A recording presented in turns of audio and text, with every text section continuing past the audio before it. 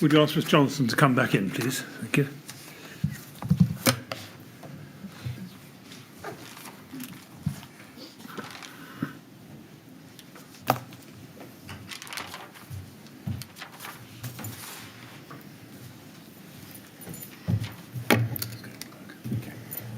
Right, ready to carry on, Ms Johnson? Yes. Good, thank you very much. Yes, Mr Bennett. Thank you, Mr Chairman.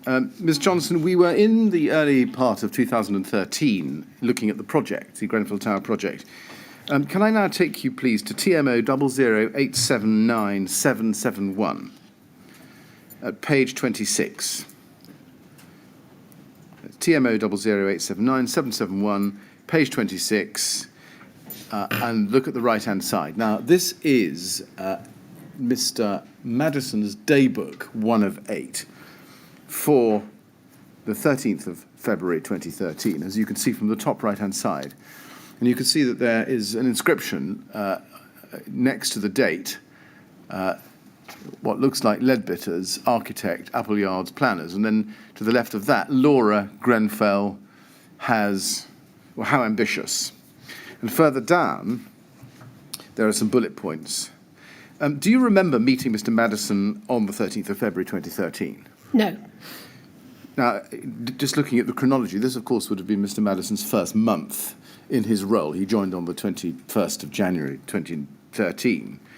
So if, you don't deny having a meeting with him at that stage, do you? No, I don't. No. As I've shown you, you can see the words Grenfell, how ambitious. Can you remember what that was about? No, I'm afraid I can't. Towards the bottom, it says, after quite a lot of manuscript, there's some bullet points, and the penultimate bullet point is, or the last one is, we will be at the table, in quotation marks. Did you tell Peter Madison that Rbkc would be at the table for the Grenfell Tower project? I don't remember. Do you deny doing so? I don't deny it, and I don't confirm it because I don't remember. Right. Did you tell Mr Madison in any other meeting at around this time that you expected to be involved in the decision-making on the Grenfell Tower project? No, I don't remember. I don't remember saying a phrase, we will be at the table, and I don't remember ever saying to Mr Madison that Rbkc would be expected to be part of the decision-making process. Right. To be fair to you, Mr Madison's evidence was that by we he meant the TMO. Okay. Does that affect your answers? No. No.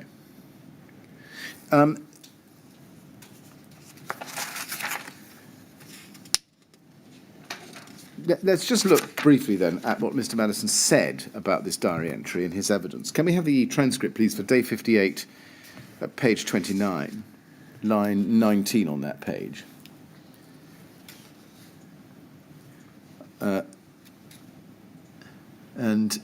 You can see, I asked him, well, what did you mean by how ambitious? And he said this at answer 20. I think that's about the scope, so what we were looking to achieve there. I don't remember if this was the meeting or no, so I think this was me checking in with Laura as the project sponsor for Calc and for the client of the TMO overall to get her perspective on what she wanted us to deliver, because this was the first project that the TMO had delivered on this scale. And this links down to the comment at the bottom, we will be at the table. And then question, I was going to ask you about that. Just before we do, to follow up on your answer just now, you were checking in with Laura to get her perspective on what she wanted the TMO to deliver. Now that sounds to me as if you're going to her and asking her for her view or her instruction, going well beyond simply matters of the budget. Is that fair? No, I think it's reasonable to. I mean, Laura she was the Director of Housing. She had a good understanding of the politics of the borough, the priorities of the council and the councillors, and so I wanted to understand what the council wanted the TMO to deliver on their behalf, and she was the key point of contact to establish that. Now, just looking at what I've just shown you there, Ms Johnson, do you agree that your conversations with Mr Madison at around this time went beyond the merely budgetary for the project? Yes. Yes. So is it right that your conversations with him included discussions of what you thought the scope of the project should be? I would have thought my conversations would be around the scope of the project, which would be based on what the TMO advised Rbkc needed to be done to done to Grenfell Tower based on the information that was coming from the Keystone Asset Management database. In terms of the residential element, and then Rbkc had very specific requirements as well about the refurbishment of the nursery, the playground area, what was ultimately 9 new units at the base. It started off at 6, then went to 7, then went to 9, and the new boxing club. Were you aware that in the early part of 2013, so February and March of that year, Artelia were working on the costs with Ledbetter to try to bridge the gap on the costs for the Grenfell Tower project as they then stood? I don't remember being specifically aware of it in January, February of that year, but I would have had an understanding, maybe from Peter Madison, that there was some work taking place on the costings. Yes, I see. And was he keeping you updated on the progress of those discussions that were being had by the TMO with Ledbetter? In very general terms, I did not have a regular meeting with Mr Madison, as in scheduled every week or every month, but if I saw Mr Black, which I did every month, then I would have had an update from him, or if I saw Mr Madison at a meeting or exchange of emails, then he would have updated me. It wasn't a regular diarised update, it was more a general update in terms of information. Do you remember whether in any of your discussions that you did have with Peter Madison, you offered an opinion as to whether or not the Grenfell Tower project should be reprocured? No. Now, let's go back to your own notebooks, your day books, please, and look at another one. RBK 3059573, page 33. Now, bearing in mind that the date of the meeting that Mr Madison recorded as having with you was the 13th of February 2013, here is your day book for what appears to be the 14th of February 2013, so the following day, and it's headed Calc SRO meeting. And if we turn the page, please, to page 34, you can see that there's a heading, Grenfell Tower. Do you see that? Yes. Was Grenfell Tower a standing item on the agenda at SRO meetings, do you recall? Yes, it was. And why was that, given that you were the SRO for Calc and not for Grenfell, which was a TMO project? Because of particularly the independencies at the base of the tower. So there was an area of land at the bottom of Grenfell Tower which was in the ownership of the HRA and that required some land swap with the general fund in order to make that park area work. And there was ambitions in terms of the planning department and the strategic plan for the area, looking at how to make the functionality of the bottom of Grenfell Tower work better with the Calc project. Do you remember meeting Peter Madison in preparation for this meeting? No, I don't particularly remember that. Now, if you look at what's said under Grenfell Tower, it says, it's the first arrow, 50% over budget. And then it goes on to say 12 million, current budget 8 million. You see that? Yes. And then there's a reference to the brand new heating system and new pipes, or all new pipes. And then it says Appleyard's estimates 2 million wide of Ledbetter's costs, 1 million wide on cladding, 1 million on architectural, and I can't read that, I'm afraid. Perhaps you can help me with that. It looks like sort of bits and bobs, I would normally say, but it looks like, kind of right. fittings and bits, looks like something like that. Okay. Were you concerned to learn that Ledbetter's, well, let me ask it this way. Is this the first occasion on which you found out that Appleyards were estimating that Ledbetter's costs were so wide of the budget?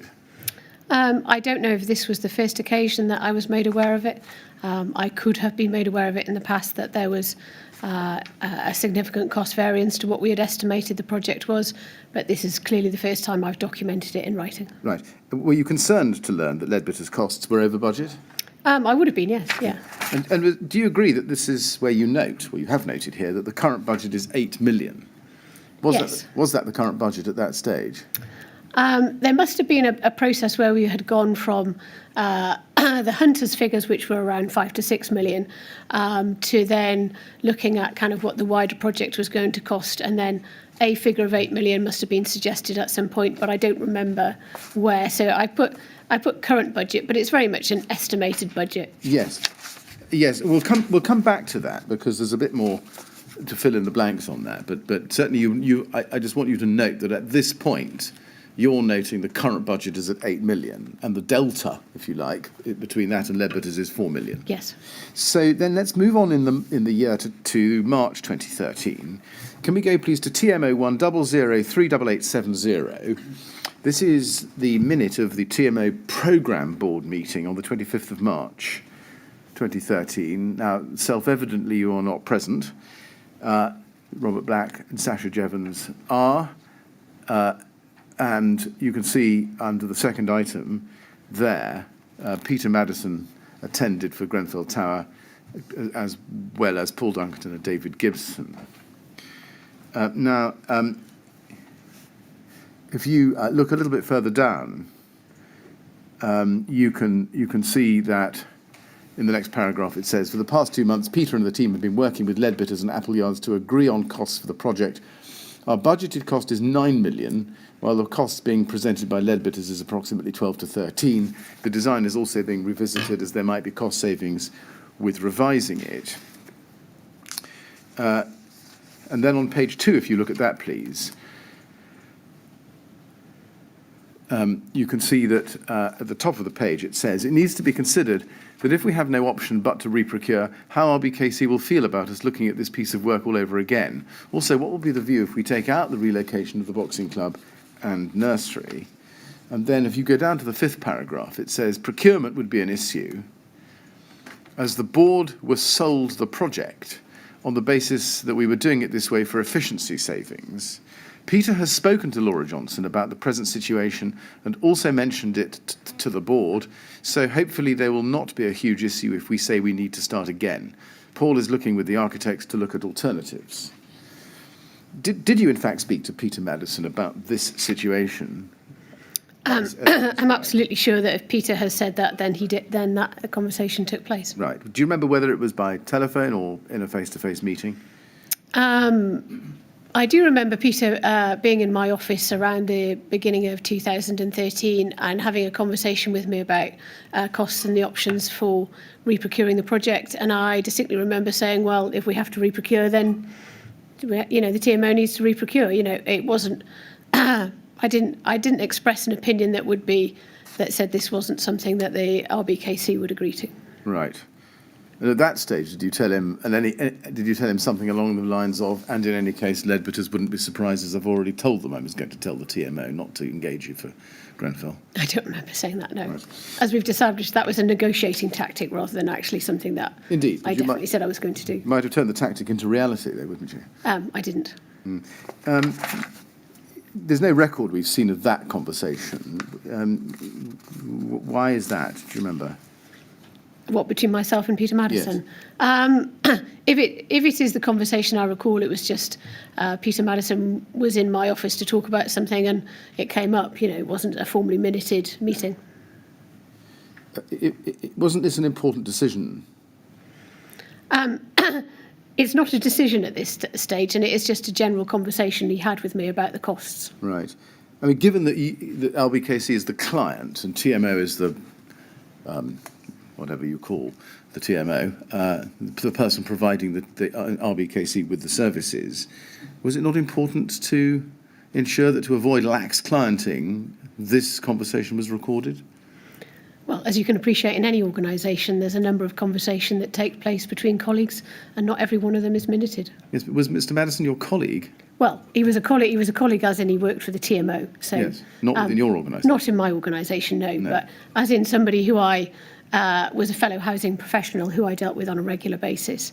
So, if it wasn't in a formal meeting and it was just a general chat, which it may well have been at this stage, then it wouldn't have been something that would have been formally minuted, because he was maybe at this point just sounding me out.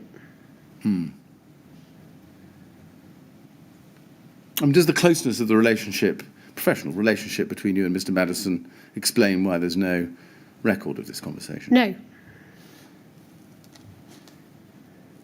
Why would Peter Madison have needed to discuss reprocurement with you? Because he would have understood, I presume, on the basis of which the reasons why the TMO were discussing the procurement of the contract with Ledbetter's, because of the links to the Calc project.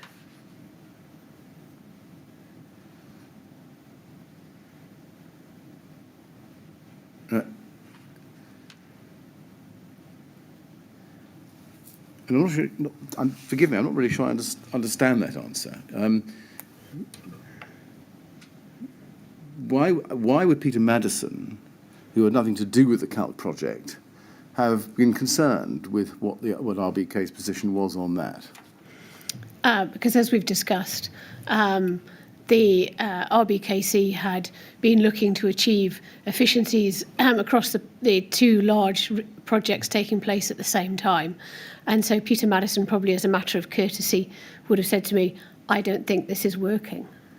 Right. So was it your impression at the time that Peter Madison wanted to discuss reprocurement with you because he understood that it was in Rbkc's interests to have Ledbetter working on both projects for cost reasons, among others, and that reprocuring would spoil that? I can't speak for Peter Madison. And what I'm trying to do is recollect a conversation that took place 8 years ago, which was an informal conversation between two people discussing how negotiations were progressing on the negotiations between KCTMO and Ledbetter's. And I believe, from my recollection, although it's not crystal clear, that Peter Madison just let me know that the negotiations with Ledbetter weren't progressing as well as he had hoped, and that they may have to go out and reprocure the project again. Did you recommend to him that the project be reprocured? No. Did Peter Madison seek to persuade you that the project should be reprocured? I don't think he sought to persuade me. I don't think I required persuading. I think he was advising me as a professional that this was, in his opinion, what needed to take place.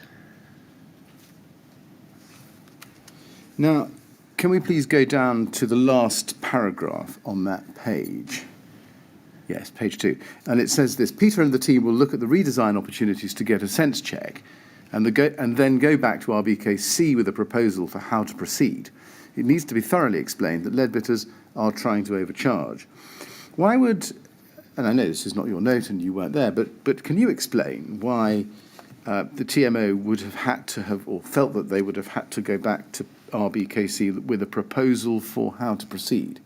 I can't answer on a proposal for how to proceed, but obviously Rbkc had taken a report to Cabinet about the use of Elm Park Gardens receipts and the budget for the refurbishment. And we had explained to members that there would be a number of additional benefits above and beyond the residential element that would be delivered from this project. As I said, the wider benefits to the community were really important to the councillors in order for for the people in the locality, in order to be able to take their children to a much better nursery than the one that was there, and the boxing club to get much better facilities.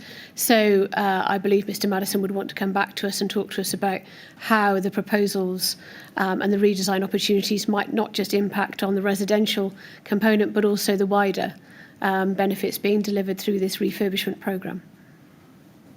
Right, now that's a long answer focusing on redesign opportunities.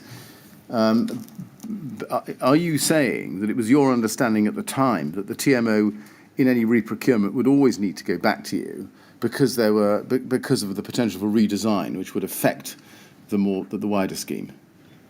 No, I don't think they would need to come back to us on redesign in that level of detail. But if there was significant budget variances, as no doubt the inquiry has seen, then we would need to go back to Cabinet to get those. If we required further money for the project, then we would need to go back to Cabinet to ask that.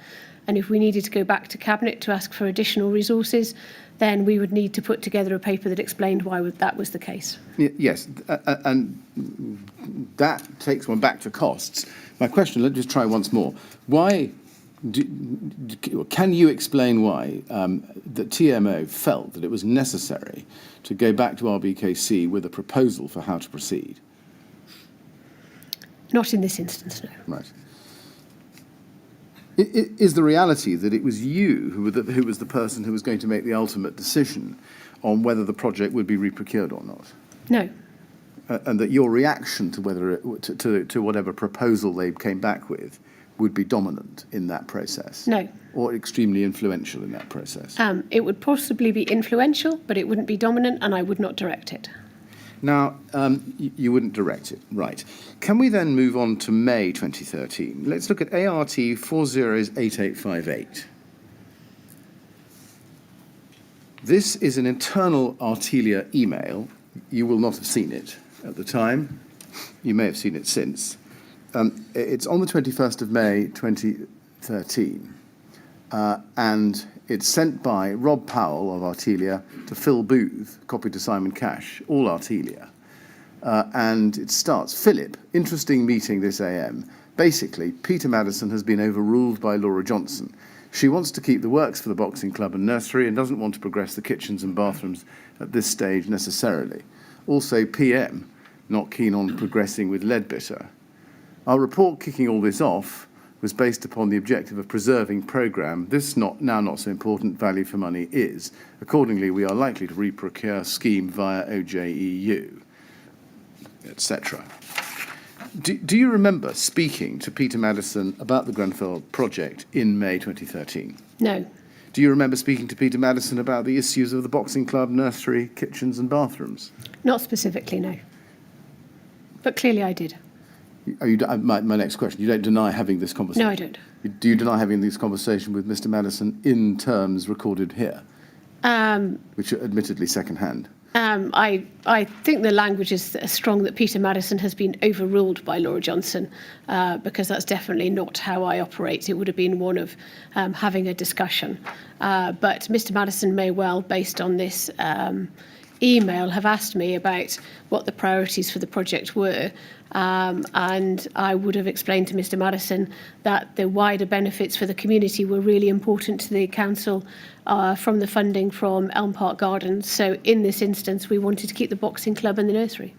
The email also notes, as I've shown you, that PM not keen on progressing with Ledbetter. Did you speak to Peter Madison about this time, so around the 21st of May 2013, about progressing or not progressing with Ledbetter? I don't remember specifically. I may or may not have done. Did you express a view on that subject at about this time? Again, I don't remember. Did you in any way attempt to influence Peter Madison on the question of retaining or not retaining Ledbetter at about this time? I don't remember. Did you have a power to overrule Peter Madison when it came to the Grenfell Tower project? I didn't have the power to overrule Miss Peter Madison, but I would have been here talking about the budget for the project and what the Cabinet had agreed to, and advised him of what Rbkc's preferences were. Right. So, in de facto terms, you would have had the ability to exercise influence. Yes, I would. Did you overrule Peter Madison on the issue of the boxing club and nursery? I would have said to Peter Madison, based on the basis of this email, that the borough's preference was, in terms of the wider community benefit and the way the funding was being delivered through the Elm Park Gardens receipt, was to keep the boxing club and the nursery rather than the kitchens and bathrooms. I don't specifically remember the conversation, but I have no reason to dispute what's in this email. Did you overrule Peter Madison on the issue of reprocurement? No, but Did you tell Peter Madison that value for money was more important than preserving the programme of works? no. Now, we heard from Simon Cash about this email. He was one of the recipients. I'd just like to show you what he said. This is the transcript of his evidence on day 48, please, at page 163.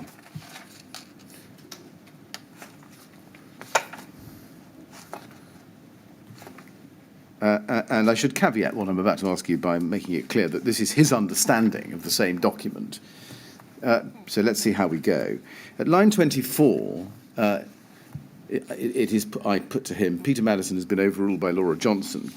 Question, when Robert Powell used the words overruled, and then if we turn to the page, please, what did you understand he meant? Answer, that Laura, I believe that Peter Madison reported to Laura as head of social housing within Rbkc, and that she had effectively told him that what she wanted would basically take precedence over what Peter Madison was trying to achieve. And as I suppose the major funder for the project, contributor of funds to the project, he obviously had to take cognizance of what she was saying. Question, right. So as you understood it, it sounds from what you have just told us that Rbkc had some sort of decisive influence about whether or not this contract would be reprocured. Is that right? It appears so, yes. It appears so, but did it appear so to you at the time? Yes. Really? Did you ask yourself or ask the TMO how about that? It could be no, because at the end of the day, that's the relationship above our client. Now, do you agree with Mr. Cash's impression that what you wanted on the project would take precedence over what Peter Madison was trying to achieve? At least in the respects we've seen in this email. I would agree with some of Mr. Cash's evidence that it was very clear what Rbkc wanted to achieve out of this project, but I'm not clear from this evidence about how that differs to what Peter Madison was trying to achieve. Was it the position that because Rbkc was funding the refurbishment, it should have an influence over the scope of the project? Yes. Yes. Well, it went a bit further than that, didn't it? Because this is a building owned by Rbkc. Yes, it is. And although Rbkc was quite content for the TMO to run the project, there must be a point at which the council would want to determine what the project was. The council was very clear about the wider community of benefits it wanted to achieve. So it wanted to see the nursery and the boxing club and the new play area. In terms of what could be achieved in terms of the refurbishment of the tower, then we took advice from the TMO based on the Keystone Asset Management database about what needed to be refurbished within the tower. And with all projects, there is there's a trade-off about what you can achieve, and so if the budget was currently sitting around £8-9 million, and Mr. Madison spoke to me and said we can't have kitchens, bathrooms, and boiler, windows, nursery, boxing club. What's the priority for the borough? Then my response to him was, well, the priority for the borough is to keep those wider community benefits. As well as do perhaps not all of the refurbishment work to the tower, but as much as we possibly can. Yeah, thank you. And against that background, was that, to your way of looking at it at the time, instrumental in convincing the TMO to retain the Calc pre-construction project team? No. Was it instrumental in defining the scope of the project? Clearly, yes. Yes.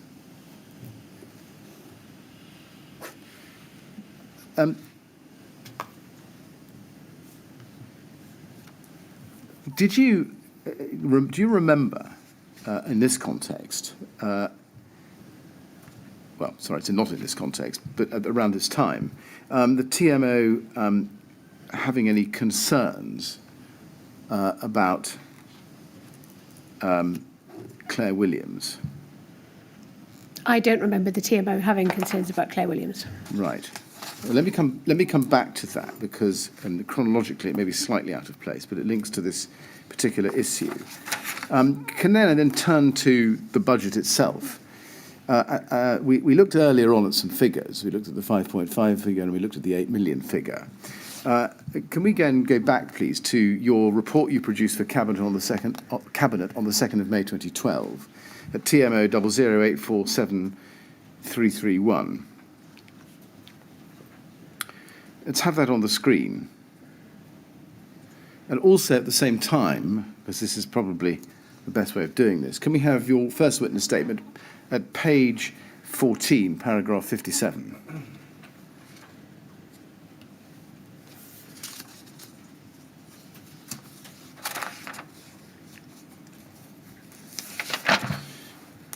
Now, you say in paragraph 57, I'll just wait for it to come up on the screen, Your first witness statement, page 14, paragraph 57.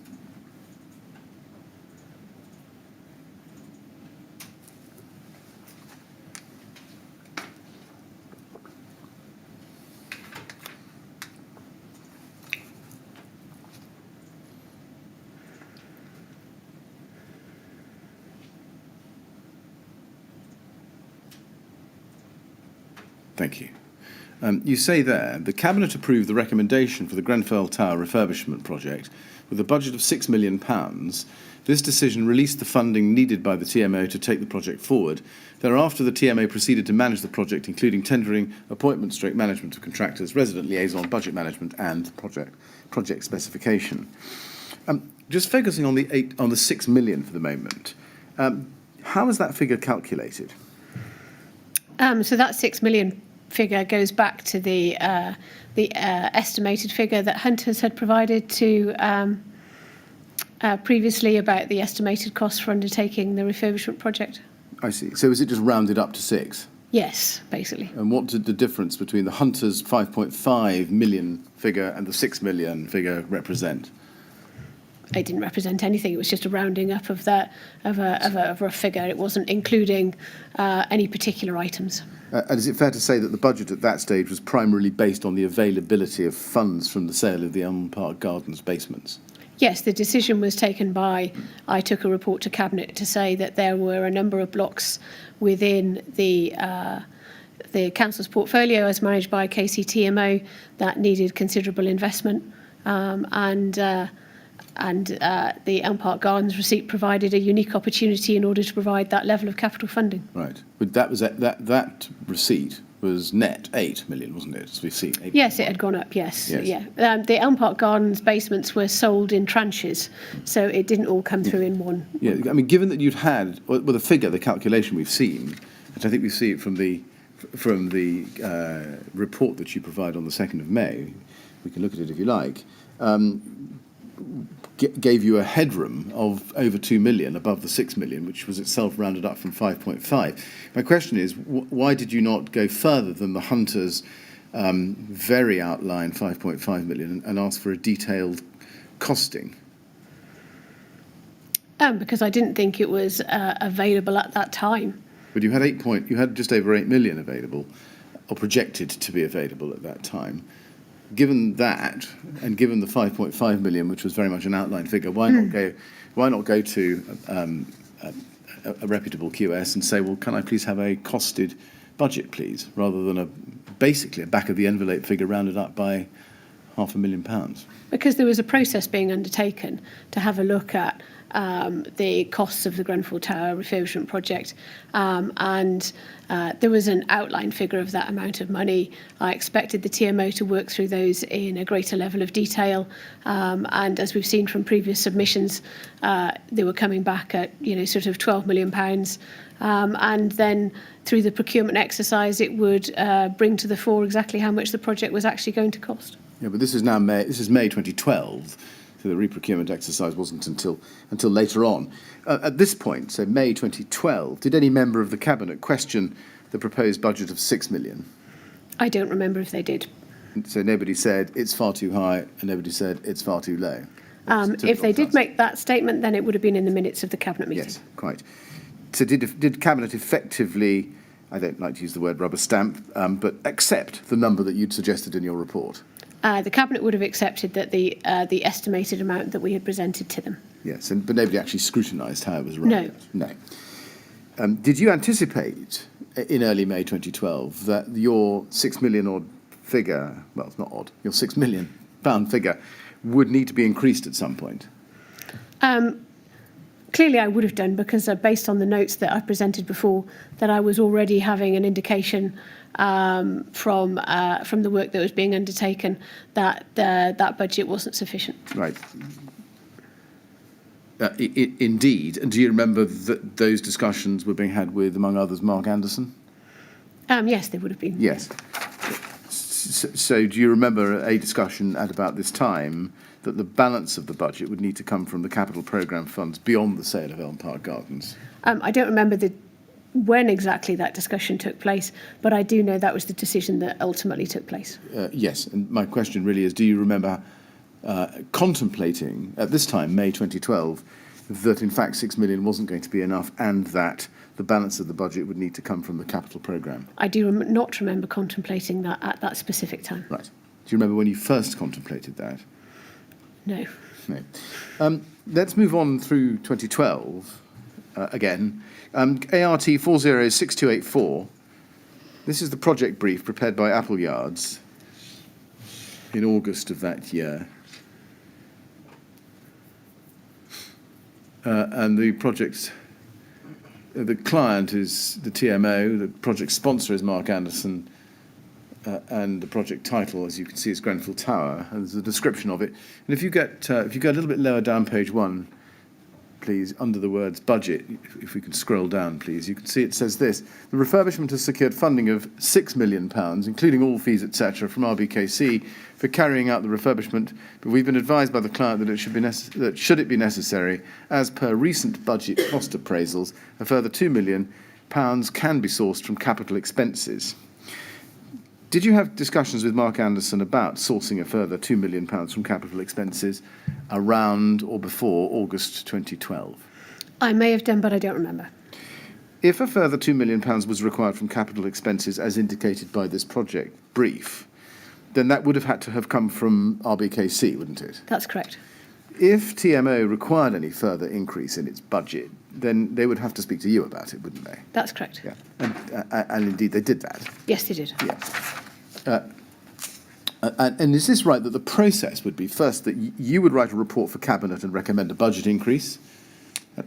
I would write or a member of my team would write a report in conjunction with Steve Mellor, who was the head of housing finance at the time, and still is, to look, and then it would go to Housing Digest, where we would talk about it to the Cabinet member, and then it would go to Cabinet.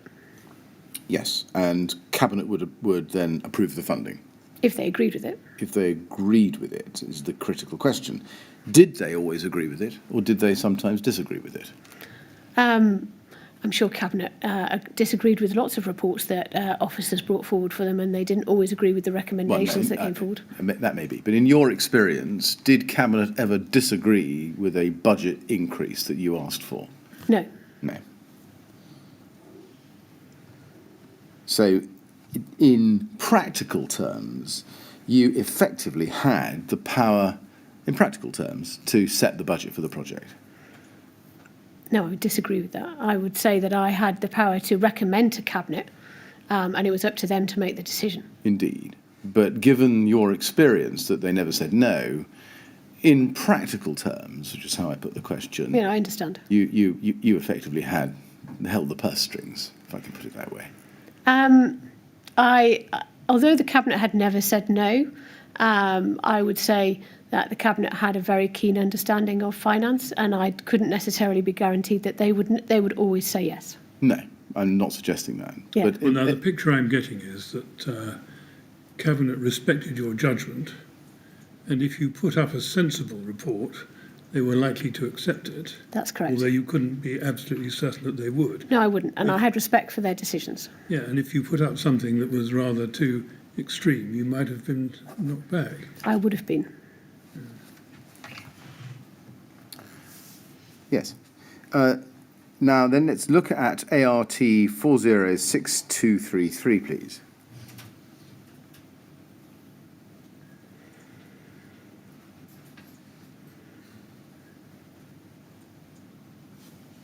This is an email of the 12th of September. I'm so sorry. I need you to look at page 2.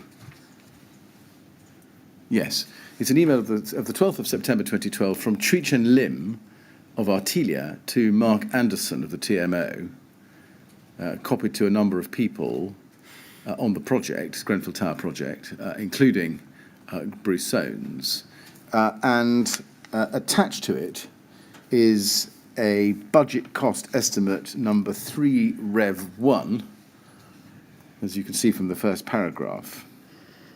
Now, obviously, you weren't copied into this email, but you can see that she says in the second line, you will note that the total construction cost is now estimated at £9.28 million, which is over the current budget.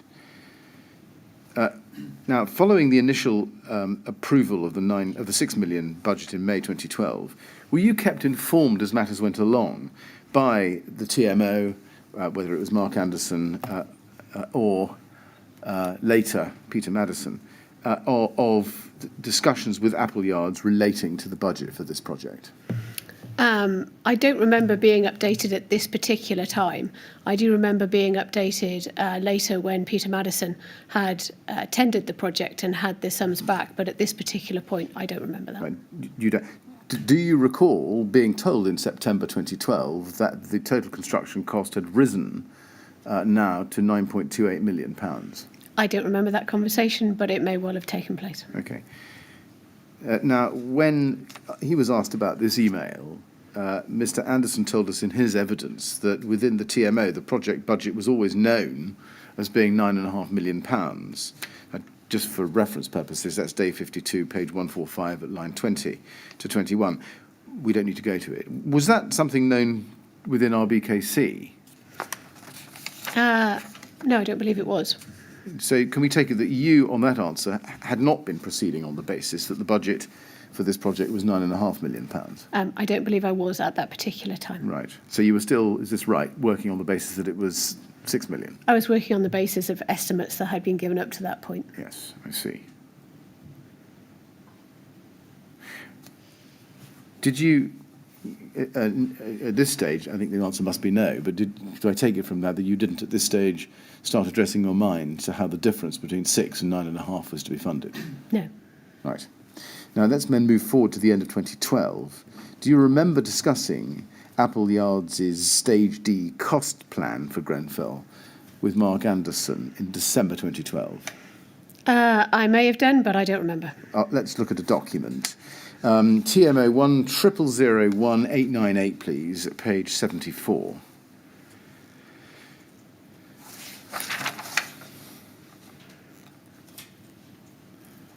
This is part of Mr. Anderson's report to the TMO board of the 8th of January 2013. And here you can see that under the heading Project Budget Stroke Programme, under paragraph 6.2, you can see the total project budget derived from the Stage D cost plan for the combined works is £9.768 million, broken down as he says, and you can see how the breakdown is. And there's a total construction cost there of £8.415 million. And the overall project cost, including fees, at £9.768 million. So you've got construction costs and then the professional fees costs on top. Now, Mr. Anderson was asked about this document in his evidence, and I just want to show you what he says about that before asking some questions about it. Can we please go to the transcript for day 52 at page 151? It's a short section of his evidence. Page 151. And at line 1, it says, it's a question, now was that then put forward to Rbkc, Mr. Anderson? It was put forward to Rbkc prior to this board report being considered. So in December 2012, there was a conversation with Rbkc about the projected costs arising out of the Stage D cost plan assessment. The Stage D cost plan assessment by Appleyards. And there was a subsequent conversation on the back of that with Rbkc, which was both Laura Johnson and their finance team. Questions. So would it be right to say that there were concerns, if not pressures, about budget coming from both TMO and Rbkc because of those Stage D costs? Yes, there were concerns, but in terms of the funding, certainly from the discussions I'd had, and my knowledge of them was that it was funding that could be managed. And then the question, because of these discussions, were you obliged to have any discussion with professionals, contractors, consultants about their costs? Not at this stage, no. My recollection from those discussions in December was that Rbkc's perspective on it was that as long as we kept it below £10 million, they were comfortable. I've shown you that. My questions are as follows. Given that the budget that was formally approved had been formally approved in May of that year and remains so, was £6 million. Do you remember being told, and perhaps surprised, in the December of that year that there was now a revised figure of 9.7 million? I don't remember the conversation, but I have no reason to dispute what Mr. Anderson said. Thank you. Why did you have these discussions with him? If you're not disputing what he says, if he's right about that, can you tell us what the rationale for having those discussions was? Well, I think that would be self-evident, isn't it? That we, Rbkc, were the funder of the project, and so if one needed to increase the budget for the project, then you would need to talk to Rbkc. And do you remember telling him that as long as he kept within 10 million, everything was going to be? I don't remember saying that, but I have, as I say, I have no reason to dispute what Mr. Anderson has said. Right. The 10 million figure is a very round number. Do you know where it came from? No. We know, and you may remember this in general terms, that the budget was increased formally in July 2013. Yes, I remember that, yes. And let's look at your LJ9, RBK 3013783.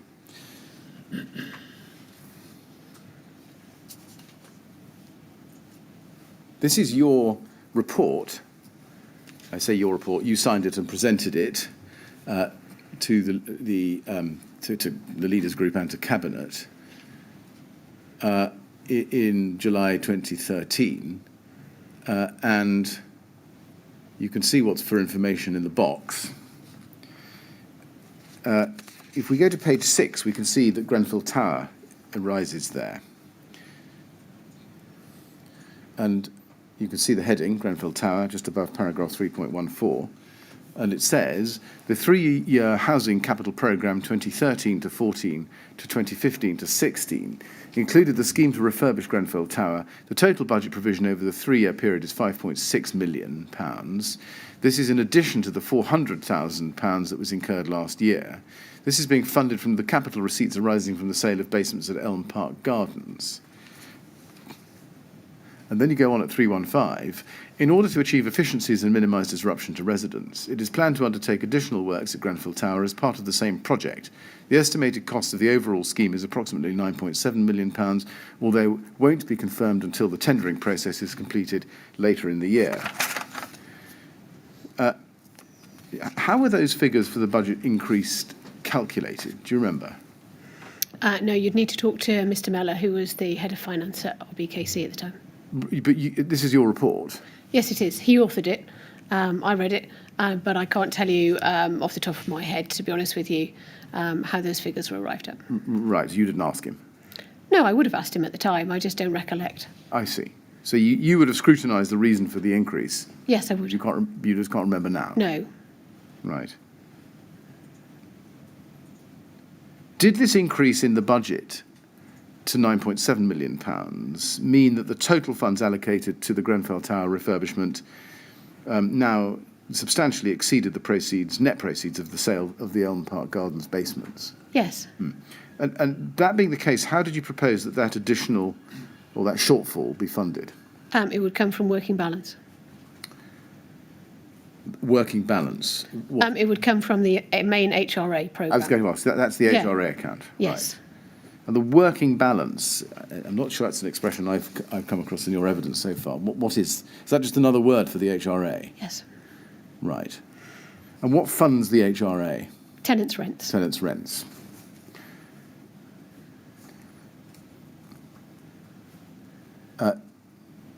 Do you know whether Mr. Mellor scrutinised the figures provided by the TMO? I don't suspect he did, no. So he took those on trust from the TMO? Yes, he did. Why was that? Because Mr. Mellor is not is an accountant for the housing revenue account. He's not someone who has the experience of someone like Artelia who would be able to be advised on the cost plan. Do you know whether Mr. Mellor interrogated the reasons for the increase by reference to specific numbers, either by asking Artelia or the TMO? He wouldn't have asked Artelia, but he may well have asked the TMO.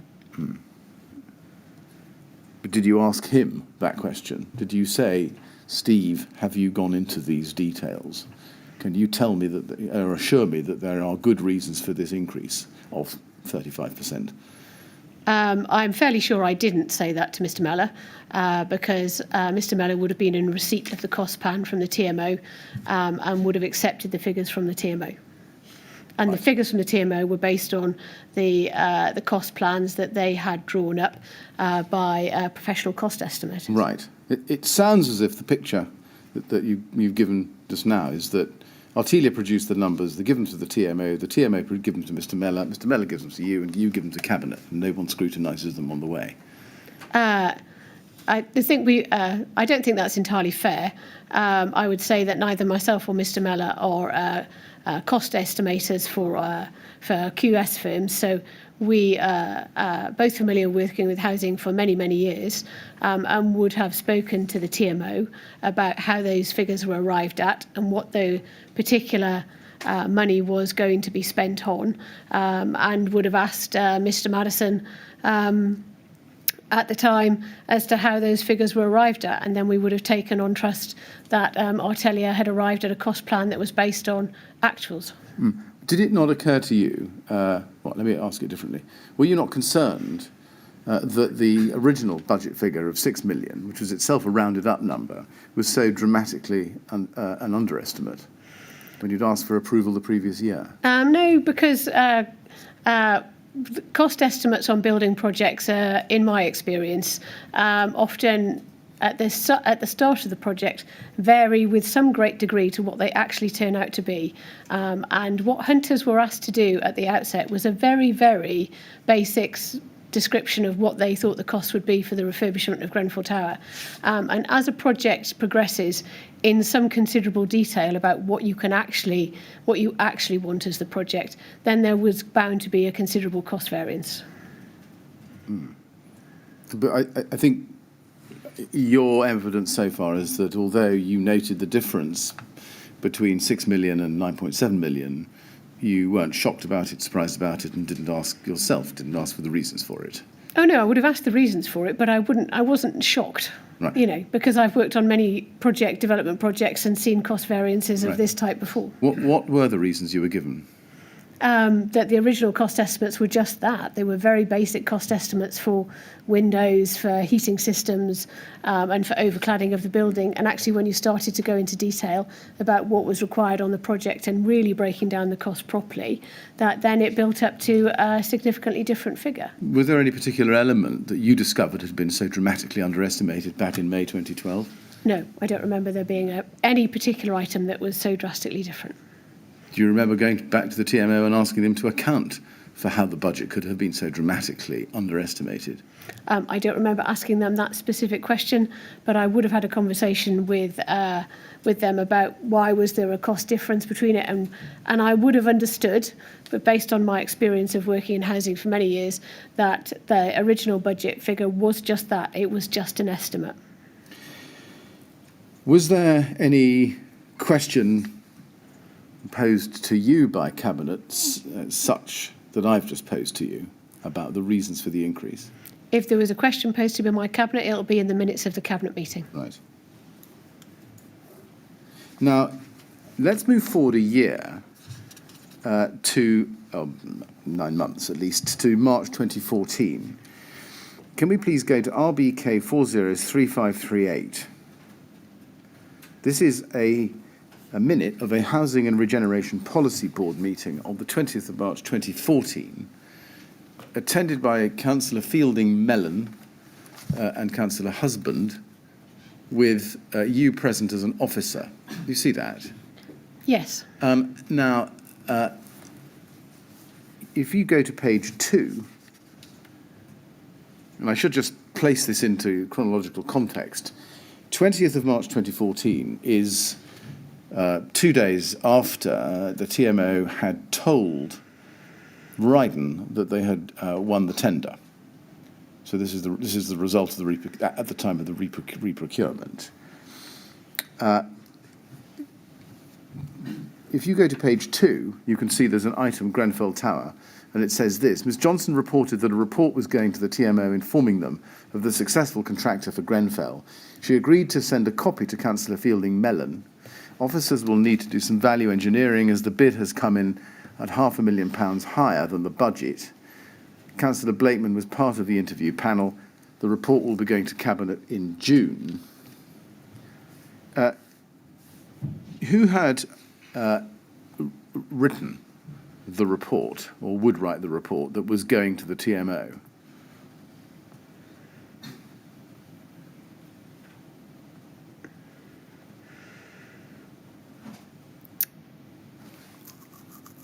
I think this must be an error in the minutes, to be honest with you.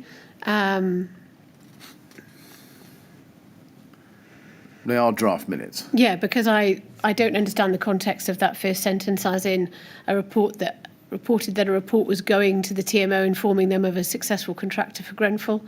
I think this first sentence is an error because it doesn't really seem to make sense. I think it would seem to me that I would be reporting that the report was coming to Rbkc of a successful contractor for Grenfell, and that I would send a copy to Councillor Fielding Mellon. So Well, I think there's an error there. Well, that's certainly what makes sense. Yeah. But my question is, that's not what's said. So can you enlighten us? You think that's an error, do you? I do. And would the error, to be precise, be that instead of TMO, it should say Cabinet or Rbkc in some? Yes, I would say so based on what I can see in front of me. Who should it have been within Rbkc who would have been told of the successful contractor for Grenfell? I believe the TMO would have informed me and or the housing commissioning manager and or the manager for regeneration and development that this process had been gone through and that a successful contractor had been found. Well, that's an odd thing to say then, isn't it? Because then you'll be saying Miss Johnson reported the report was coming to herself. I know. It's just why I think that first sentence is entirely in error. So it would be Miss Johnson reported that a report was coming from the TMO, either that a successful contractor had been achieved for Grenfell, or that I would say that a report was going to go to Cabinet about the successful contractor for Grenfell. Right. But I inexplicably, I can't really understand what that sentence means in this context. Are you absolutely sure that that Rbkc was not telling the TMO who the successful contractor was? Absolutely, 100%. Now, then it notes, as I've shown you, that officers will need to do some value engineering as the bid has come in at £500,000 higher than the budget. Who are the officers there? That would have been officers from the TMO. Were you yourself suggesting that value engineering would be required, or were you merely passing on to the Housing and Regeneration Policy Board what you yourself had been told, namely that value engineering was required? I was passing on. Right. Who had told you that value engineering was required? I suspect it was Peter Madison. Right. Do you recall it? No. No. Did you suggest at this meeting that a further increase in the budget might be required in order to cover the costs anticipated by Ryden's successful bid?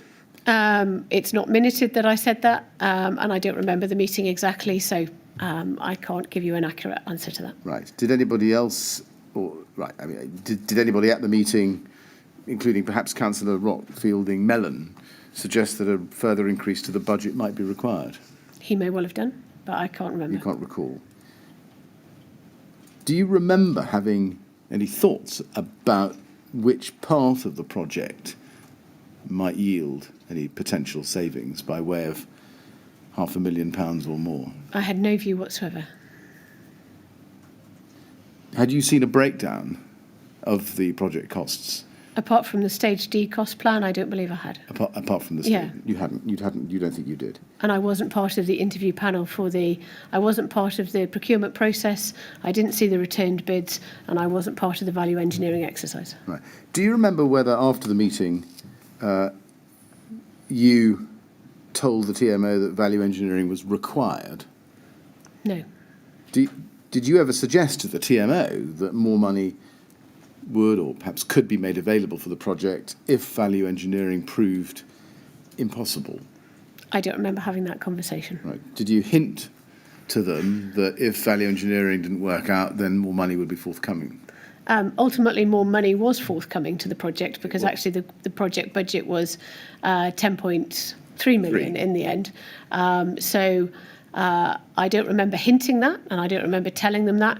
All I can say for certain is that the project budget ended up being 10.3 million. Because of the addition of a contingency.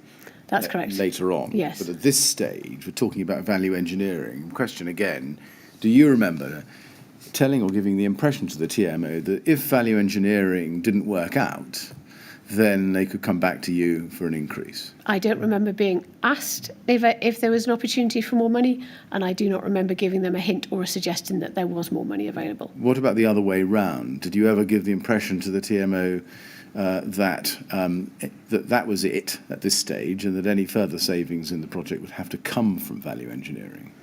I don't remember having that conversation either, no. You mentioned an increase, we both just did, in relation to the budget. That, in fact, then happened in the June of 2014, didn't it? Yes. And at that date, you drafted a report recommending to Cabinet a further budget increase from the 9.7 million to 10.1 million. Yes. Can we look at that? It's at Rbkc 50350, please. Now, the report itself is, I think, undated.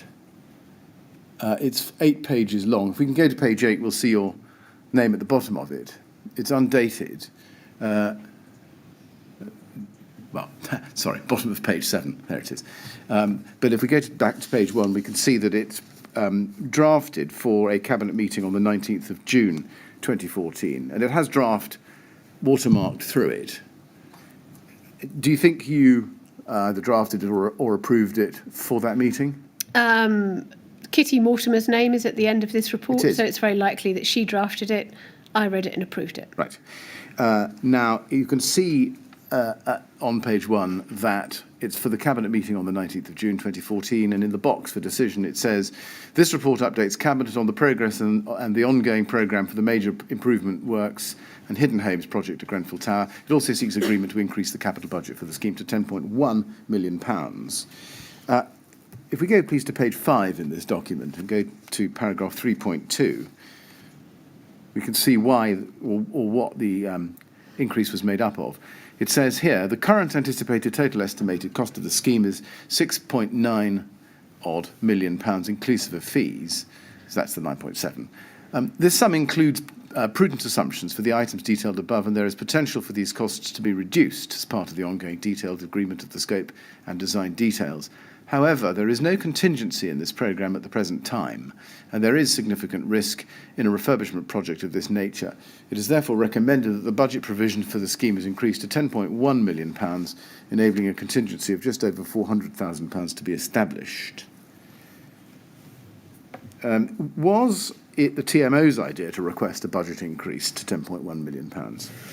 The TMO, Peter Madison, came and had a meeting with myself and Councillor Fielding Mellon at a Housing Digest meeting where there was a discussion taking place about the budget for the project, and they alerted us to the fact that there was a need for additional funds.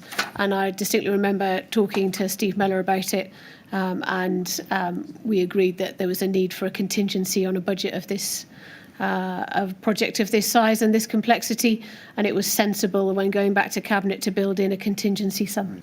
You have a specific recollection of that meeting, do you?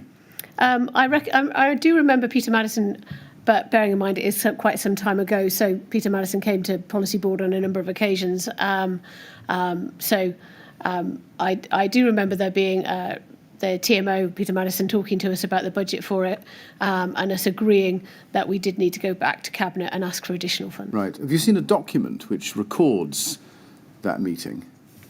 No, I don't know. As I say, I may be conflagrating the number of times Mr. Peter Madison came to the Policy Board, but I believe he did, from my recollection. You see, we're not sure that what you've just told us is in your witness statements. So I'm just wondering how you recall it. I'm just recalling we had housing policy digest every week or every other week, and we would have discussed the cabinet report with Councillor Fielding Mellon. Right. Okay. I wouldn't have taken a report to cabinet I wouldn't have taken any report to cabinet without talking to Councillor Fielding Mellon first. But I especially wouldn't have taken a report to cabinet on a subject which was important as this without going through it with some detail with the cabinet member. Well, indeed, and I just wonder why, given its importance, why your discussion with TMO, with Peter Madison, wasn't recorded anywhere. It's coming to you and asking you for a budget increase. Why is that not recorded? I can't account for that. It's more lax clienting, isn't it? I think that's quite harsh because not every conversation is recorded between colleagues or people who are discussing matters. If it was discussed at policy board, then the minutes of those meetings were generally quite light and just kind of detailed action points.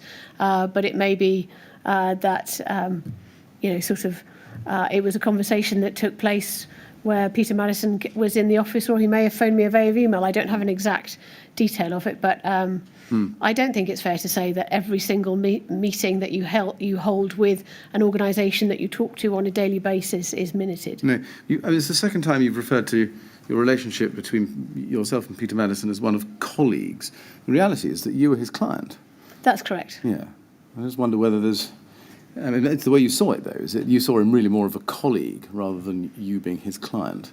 Well, I'd worked for Rbkc by the time I left for 8.5 years, and I had worked with the people at the TMO who were there for the majority of that time, and I'd worked with Peter since 2013. So I don't think it's unreasonable, although there's a client relationship there, that you also view them as fellow housing professionals and colleagues. Which is why I put it to you that it was lax clienting not to make a note of that meeting. And I can disagree. Right. It's I think we could take it nonetheless that it was the TMO's incentive or initiative to come to Rbkc and ask for the further increase. Yes, it was. Yes.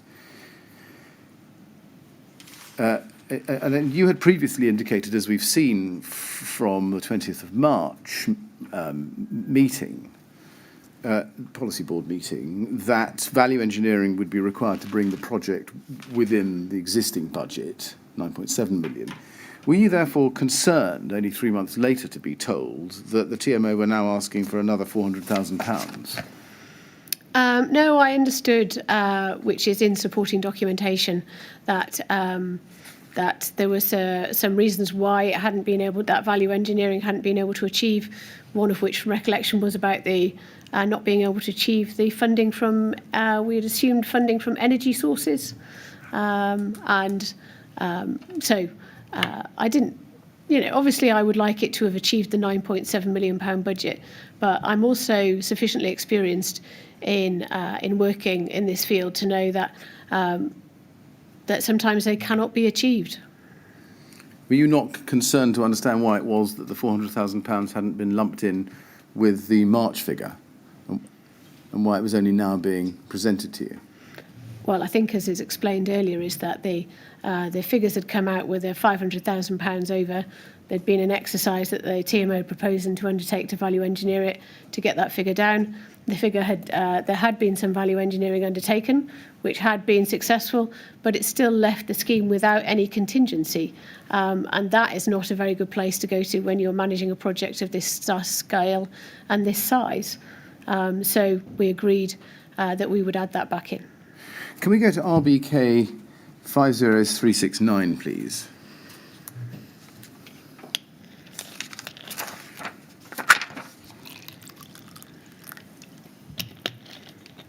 This is an email from Peter Madison to you and Kitty Mortimer, the 4th of June 2014. Dear all, I've received an updated cost plan from Ryden today, and they're flagging up 2 areas of risk in the costs contained in the Cabinet report. You can see what they are. One is the cladding fixing method, and the second is energy funding. And then he goes on to say, I'm really sorry to flag this up so late in the day, but I think it would be prudent to add a further £200,000 to the contingency, taking the budget up to £10.3 million. Did you draft your report to Cabinet, do you remember, before receiving this email from Peter Madison? I'm afraid I don't remember. Don't remember. Now, we don't appear to have a response to Peter Madison's email. Do you remember how you reacted to his further request for a further budget increase over and above the 10.1 to 10.3? I don't remember how I reacted, no. Do you know what happened to that request for an extra £200,000? No, I don't actually. No. You don't remember why you didn't ask for that? No, because no, I don't. You seem surprised. Yeah, I do, because I thought the budget was 10.3 million. Yes, and it would have been. It would have been, yeah. So now seeing the draft cabinet report that says 10.1 million, my recollection was clearly incorrect.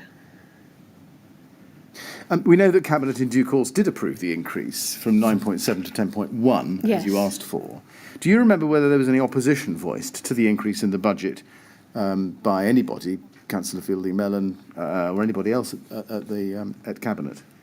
I don't remember there being any opposition, but if there was, they would be recorded in the cabinet minutes. Now, I'm going to ask you to go back in time. I'm sorry to do this. We now go from summer 14 to February 2009, when I think you joined Rbkc as a secondee.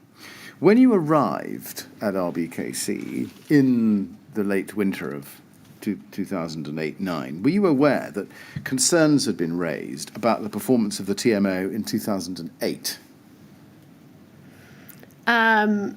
So I arrived at Rbkc in the February of 2009. I wasn't aware prior to joining that there was concerns by Rbkc about the TMO's performance, but I quite quickly became aware that there were some problems. Yes. Now let's go to document RBK 3050373, please.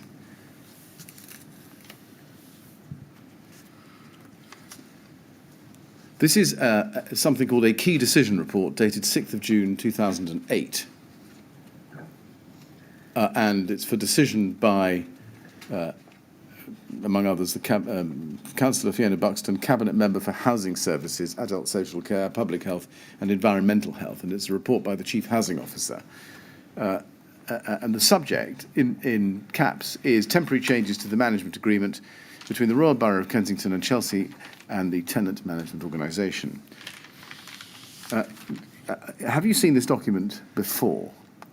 I don't remember seeing it, but I would have thought that I would have read it on joining. I would have been made aware of it and probably read it in the February of 2009. Right. If you go to page 4, please, and look at the top of that page, you can see that it's signed off by Sue Daniels, Chief Housing Officer. Was she your predecessor? Yes, she was. Right. And co-signed by Jean Daintith, Executive Director for Housing, Health and Adult Social Care. She stayed on, and I think you were a co-worker with her, weren't you? She was my line manager. Even better. Now, if we go back to page 1, you can see that at paragraph 1.1 on page 1, she says, I'm writing to seek your approval to temporary changes to the TMO Modular Management Agreement, MMA, with the Council, to enable the Council to take a guiding role in service delivery and establish an adjudication service. These changes have been requested by the TMO Board. In paragraph 2.1, she says this: over the last 6 months, the TMO has experienced increasing disruption to its governance arrangements stemming from the suspension of 2 board members and their eventual expulsion from the board for disciplinary breaches. Were you aware of that fact when you arrived in February 2009? I would have been made aware of it. Right. Do you know what those breaches were? No, I don't remember. Do you know why they were expelled? No. Right. If we go to paragraph 3.1, please. 3.1 on page 2, halfway down, under the heading Need. It says, TMO performance statistics have shown a downturn in recent months, most notably with the repairs service. The TMO are faced with retendering this service at this time, which could further negatively affect performance if not very actively managed. Additionally, council officers have been concerned over the last year at a series of internal audit reports which indicate limited assurance with the services and functions audited, such as governance, risk management and major repairs backlog, among others. It goes on later to recommend as a preferred option that a partnership director be appointed for 6 months, along with an adjudication service for residents. You find that on page 3 at paragraph 5.4. I'm summarising it. And also on page 4 at paragraph 7.1. In fact, that was the recommendation adopted, wasn't it? Yes, it would appear to be so. Do you remember seeing a deed of variation dated the 18th of July 2008, which varied the MMA? I would have seen it when I came, but I don't recall it now. Right. Do you remember whether, when you arrived, that these temporary measures were still in place? I don't think that they were, no. Right. Do you know whether an improvement plan was agreed between the TMO and Rbkc? In the June 2018? I don't know. 2008, sorry. No, I don't know if it was. Right. Mr. Chairman, we're going to go to a different document, but still on the same topic. And as ever, I'm some way away from a wholesale change of topic. This might be a convenient moment. Well, if you think it's a convenient point, then... Well, I'm about to look at a fairly lengthy document, so Right, well, let's do that. I think this is a good time to take the short break, so we'll take it now. We'll come back at 3:30, please. Thank you. And please don't discuss your evidence with anyone.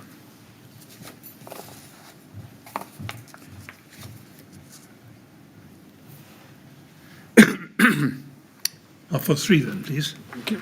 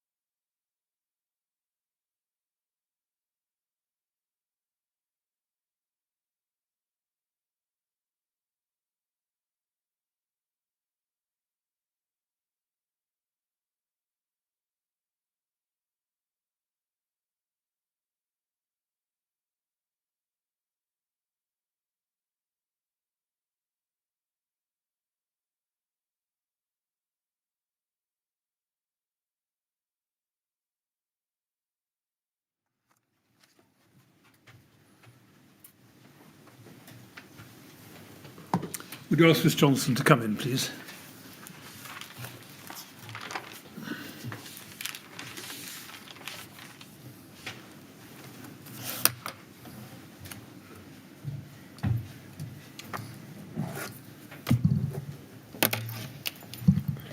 All right, Miss Johnson? Yep. Ready to carry on?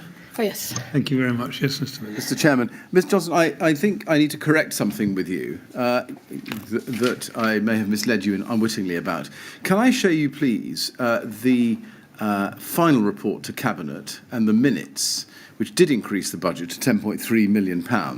Just to be clear, the minutes are at Rbkc 3032421. Because what we looked at was a draft, and here are the minutes. 19th of June 2014, and if you look down, please, to A8 on page 5, you will see there the actual resolution, which is to increase the capital budget for this scheme to £10.3 million. Which allows a 6% contingency to be established. You see that? Yes, I do. So I think that makes that clear. Now, can we then pick matters up where we were going to go next, which is the Mamoli report? Can I ask you to look at that, please, at IWS 401462?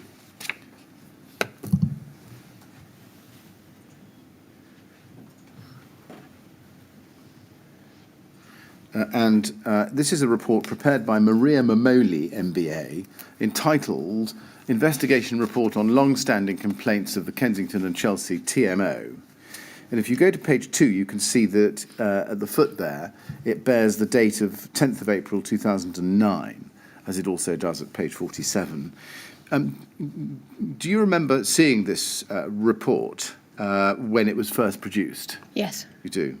How did you become aware of it?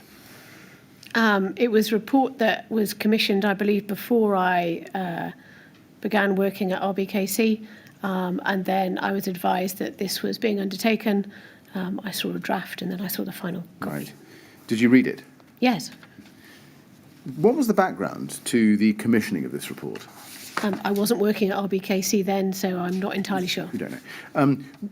If you go to page 3, you can see the recommendation to establish an adjudication service. At the very foot of the page, you can see some of the main recommendations are customer care relations, and then if you turn the page, you can see top of page 4, customer care training program, TMO staff appraisals, and then under customer services and complaints, a review of the complaints procedure, second bullet point down, review procedure for tenant repairs, response times and follow-up, repairs, major works and service charges, etc. And then if you go to page, if you stay on page 4, under that heading, it says under the first bullet point, the Council should take a more robust role to ensure TMO technical services are capable of delivering an effective major works programme and cyclical repairs. Do you know whether the TMO acted on that recommendation?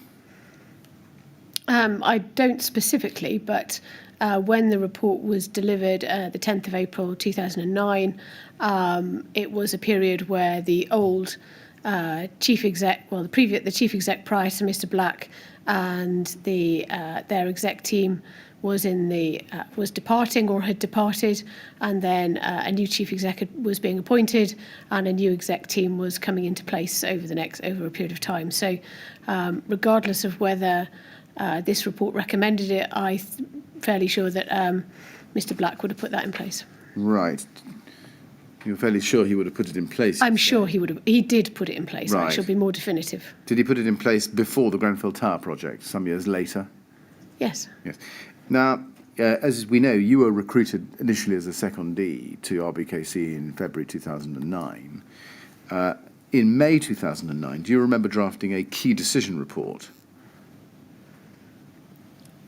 Do I remember drafting it about what? Well, let's look at it. Rbkc 3018526.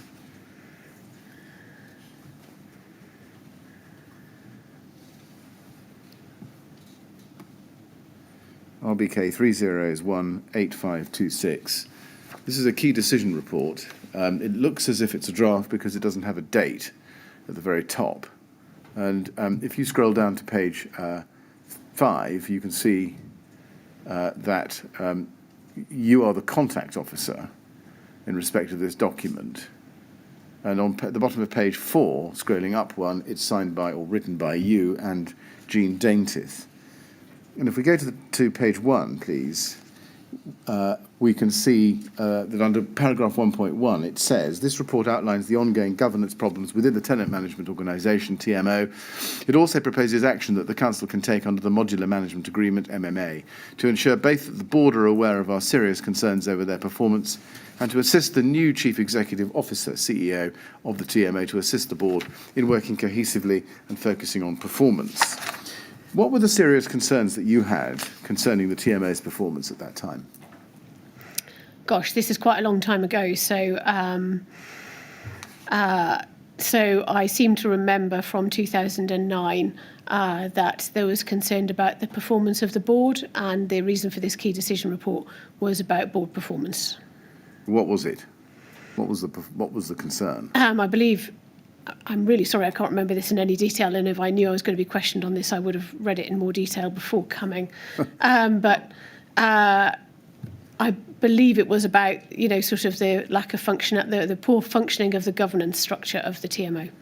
Well, let's look and see how well we do. If we go down to paragraph 3 on page 2, you can see that it says need, and you say, as outlined above, the situation at the TMO in relation to governance is precarious. While other performance measurements are at present showing some improvement, there are, however, doubts as to whether this can be maintained where the board are unable to demonstrate clear leadership of the organisation. Why did you describe the situation at the TMO as precarious? Do you remember?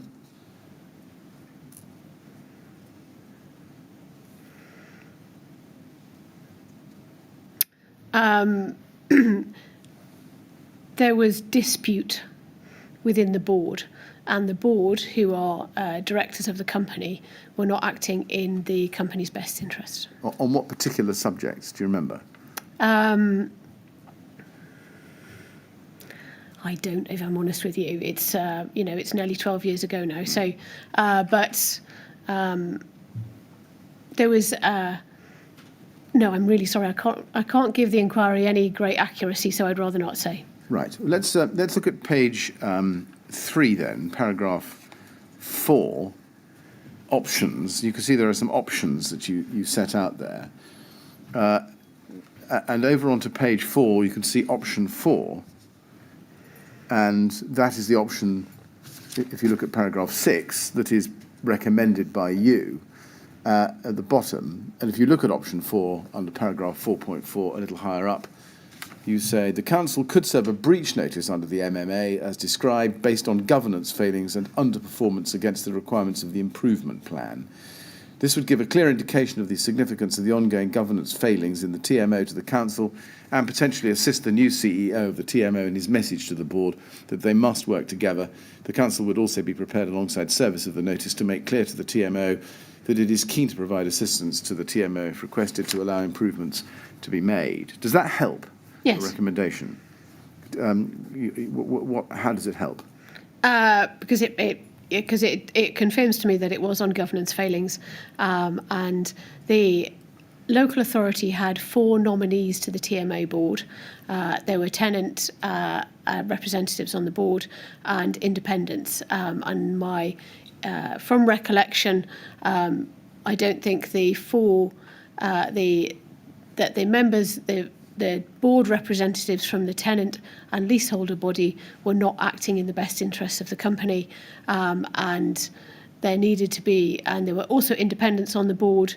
I can't remember who they were at this particular time, but I can only come back to the fact that that board members were not acting in the best interests of the company. Right. And there was an AGM held prior to my joining the TMO, which had been extremely contentious. Now, you recommend the service of a breach notice. Do you remember that, in fact, a breach notice was served? Yes, it was. On the 10th of June 2009. Yes, we don't need to go to it. It's at RBK 3027247. Do you remember what the effect of the breach notice was? Did it have an effect? Yes, it did, because with the breach notice came an improvement plan, and then there was a clear set of recommendations that the TMO had to work through in order to be able to improve performance. And did they? Yes. Can we go to RBK 3030145? Now, this is an undated document of authorship, which I'm afraid I can't identify for you. But on the first page, you can see that it says advantages of using KCTMO, and then at the foot, concerns of using KCTMO. Have you seen this document before? I don't believe I have. You haven't, right. Let me see how we go. If we look at concerns and scroll down, it says no experience of regeneration or development. This lack of experience runs from the board to the exec team, officers and to residents. There is no capacity within the existing structure, and whilst there is restructuring taking place, consultants are being used on the projects which have been started. No experience of the financial implications and risks associated with development. And then at the foot of the page, perhaps this will help you with timing, response so far to the projects they have been given have not addressed areas where capacity needs to be built. Decanting of garages at Silchester, consultation at Trellick, hired consultants not developing capacity. Does that help you identify the timing of that? No.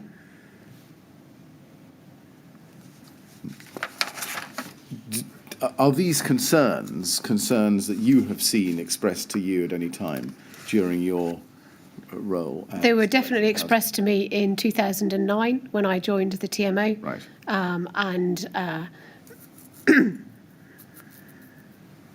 Right. Did you agree with those concerns from what you could tell?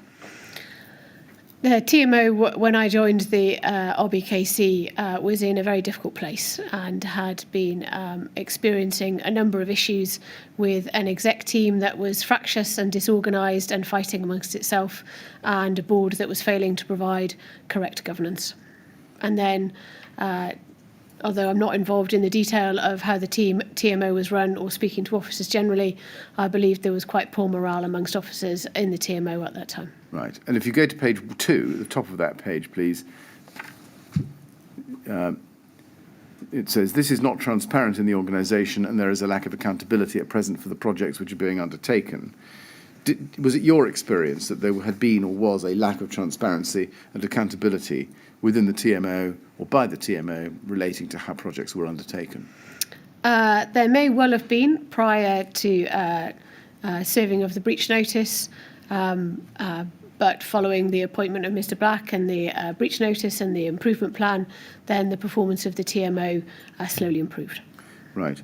In the light of the concerns we expressed in this document, and I know you can't identify the date of its production, but do you agree that the size and strategic importance of the Grenfell Tower project called for very close scrutiny by Rbkc of the TMO's management of it? I think that's quite difficult to say, not knowing when this document was dated, because the Grenfell Tower project came sometime later.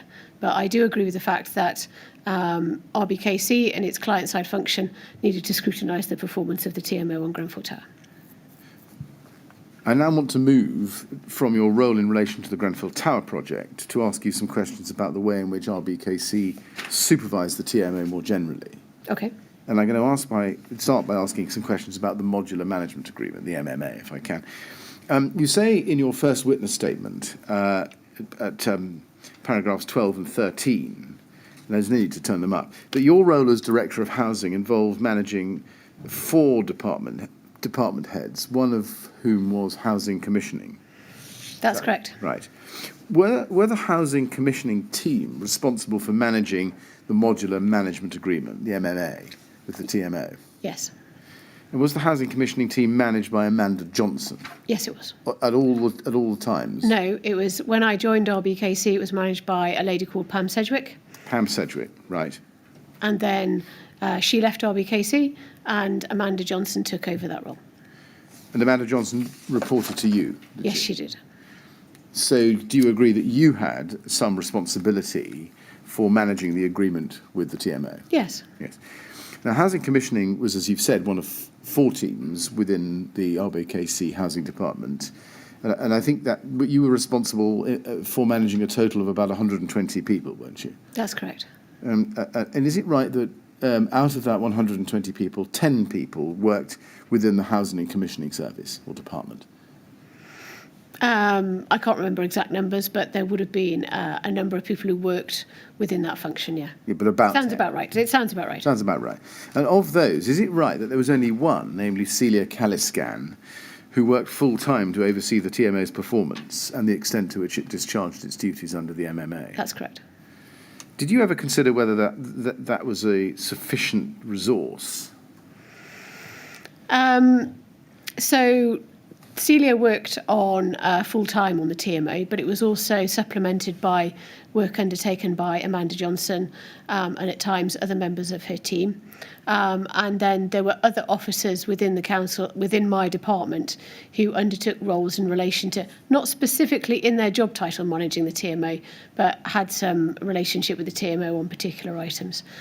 Did I consider it was sufficient?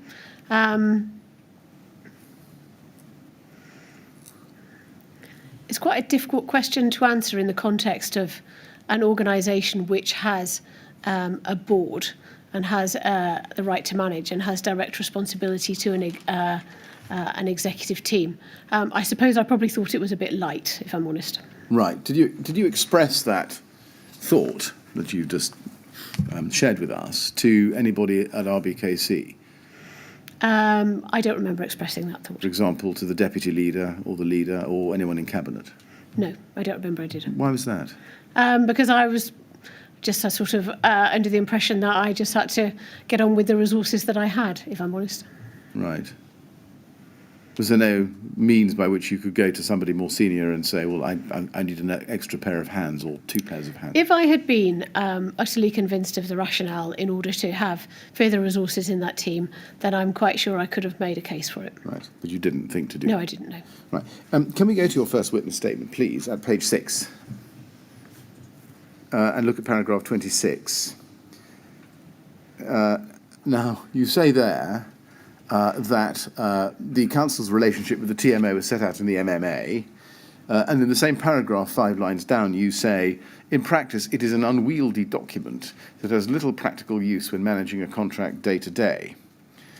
During the period of the Grenfell Tower refurbishment itself, how familiar were you with the precise provisions of the MMA? So I had read the MMA when I had started at Rbkc. I had looked at it again when we had undertaken a review, I think in 2010.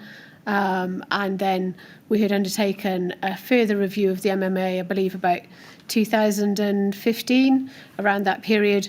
So at all of those points, I would have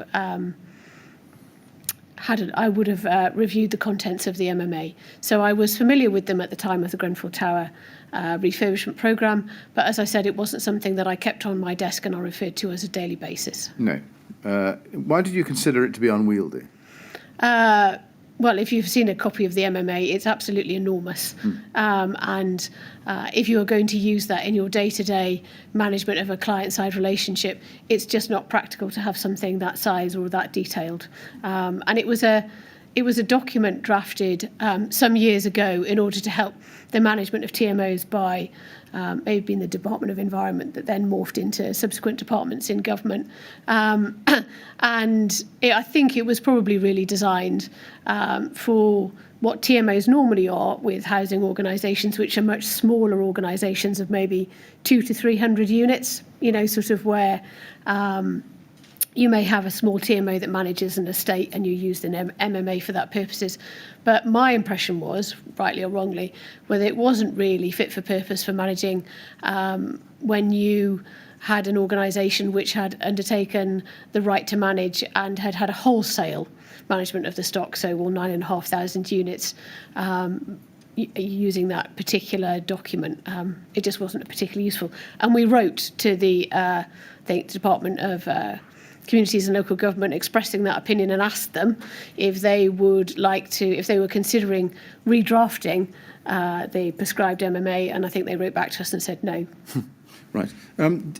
Did the unwieldiness, if that's the right word, of this document and the problems that you've identified with it just now cause you any practical difficulties on a day-to-day basis? No, not particularly. I mean, on reflection, it would have been far better to have a much more user-friendly contractual document that could have been referred to when talking to the TMO, perhaps about performance or about particular issues that were much more referenceable. But you sort of get on with what you're given. And when I got there, I understood I had the MMA that set out the terms of the agreement between the council and the TMO. I acknowledge that, and then you get on with the job. Right. Did the MMA, in your view at the time, set out clearly enough the responsibilities of Rbkc and TMO? Yes, I believe it did, yeah. It did that function. If Rbkc had concerns about how the TMO was complying with its obligations or exercising its functions, was it your view at the time that the MMA provided sufficiently clear practical steps for notifying the TMO of any concerns about that? I cannot recall the MMA in sufficient detail to understand what the practical steps are. If there was particular concerns that we had about performance of the TMO, because we would deal with those through regular meetings that we had with the TMO. But I think as we demonstrated in 2009 and previously in 2008, when we did have concerns about the TMO, we used the MMA. Can we go to TMO 100300810, page 87, please? TMO 100300810, page 87. This is Chapter 8 of the MMA, entitled Performance Monitoring and Reviewing of Standards. Part 1, the TMA's performance standards. Paragraph 1.3, the TMO agrees to provide information to enable the council to monitor the effective performance on the TMO. The TMO's key performance indicators will, and then it's a series of obligations are there set out.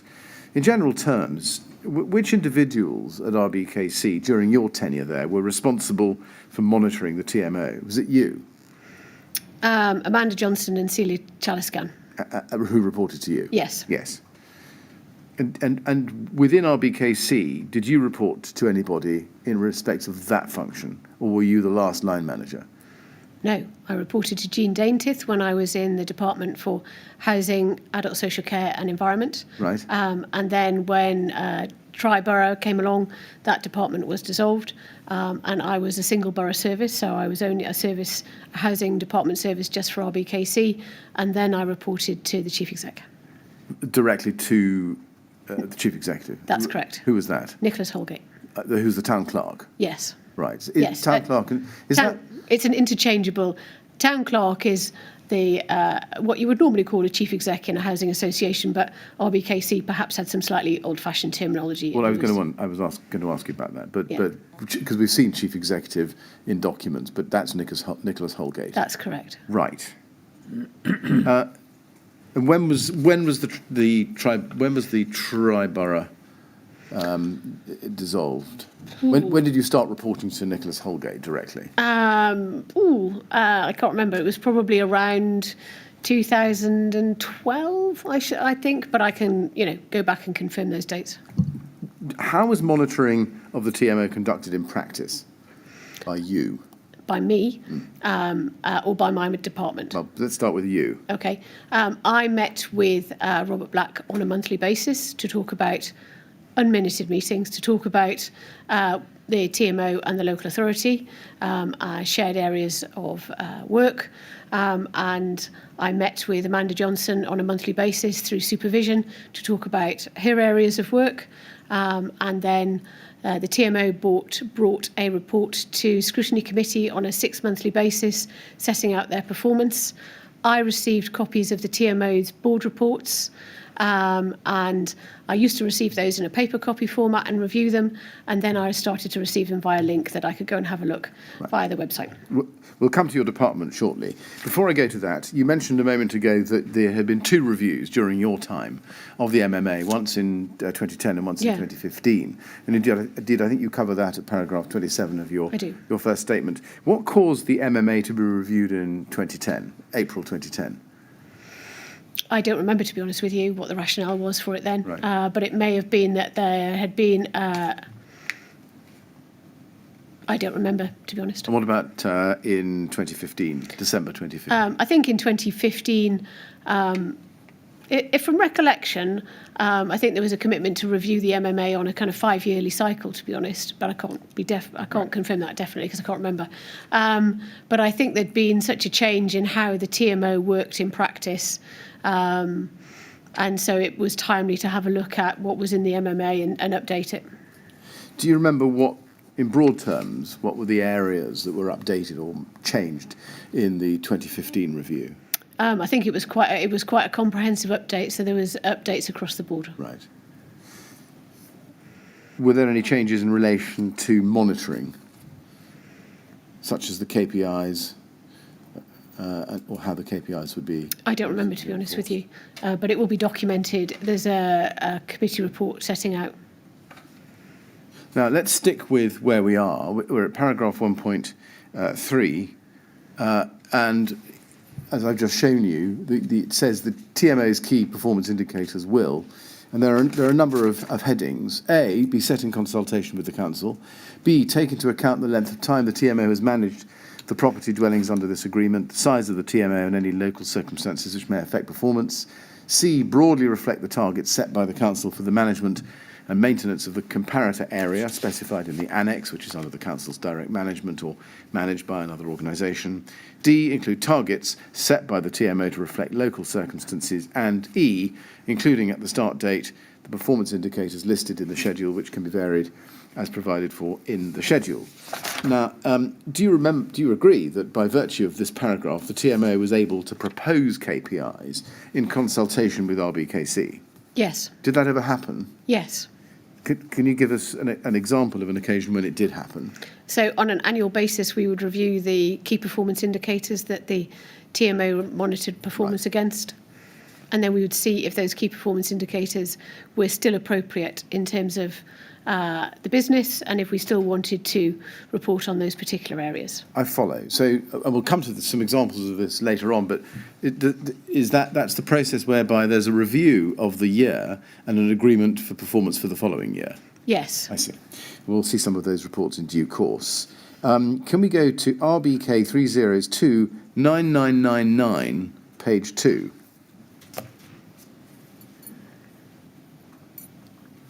This is a document entitled Right to Manage Guidance, Modular Management Agreement for Tenant Management Organisations. And it comes from the Office of the Deputy Prime Minister, dated July 2005, as you can see. And if we turn to, well, first of all, are you familiar with this document? I may have read it in the past, but I can't remember, to be honest. You will, if you were, you would see it provides a model MMA. If you look at page 110, please, you can see that there are schedules of key performance indicators, or KPIs. And it says there that the TMO's key performance indicators, to enable it to measure its performance against the standards it's required to achieve under the agreement, must be listed in Annex A to this schedule. This must also describe the basis on which the indicators have been set. The Council's key performance indicators, to enable it to measure its performance against the standards it's required to achieve under the agreement, must be listed in Annex B to this schedule. This must also describe the basis on which the indicators have been set. So that's the, as it were, the template that the government put out in the summer of 2005. Can we now look at the MMA between TMO and Rbkc?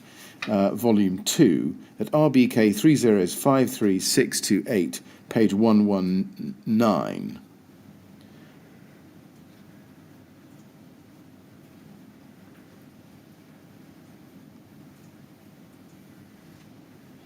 and I help me with this. That is it not the corresponding page for Annex A in the template provided by the government? I believe it is. Yes. Now, we haven't been able to find an Annex B setting out the council's key performance indicators. It's right, isn't it? There wasn't, in fact, an Annex B. I don't believe there was. No. Do you know why there was no Annex B? No. Did it ever occur to you that it was that was missing? No, I would have expected our legal services team to be advised me of that if there was a missing documentation in the MMA. Right. You never raised it, though, with them? No, I did not raise Right. it. Now, just looking at these TMA performance indicators under Annex A, you can scroll down to look at the whole of page 119. If you just cast your eye down there, you can see what's not there.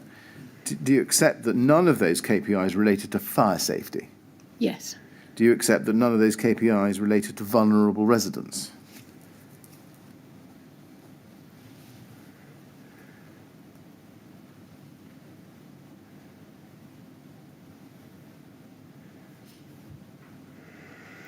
They don't specifically relate to vulnerable residents, but it may well be picked up with the tenancy and estate management. That's the sixth one down, isn't Yes. it? Or fifth one down, I see. None related to fire risk assessments performance or performed. No, they do not. Or the number of fire risk assessment reviews performed. No. Or significant fire risk assessment actions completed. No, they do not. Or backlog of FRAs, fire risk assessment actions. No, they do not. No.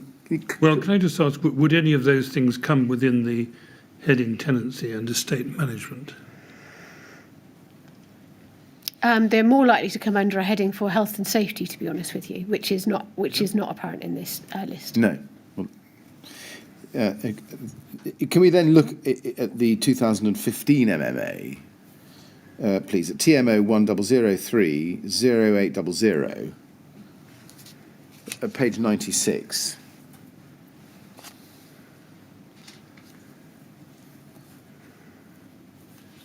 This is volume 2, chapter 8, at page 96.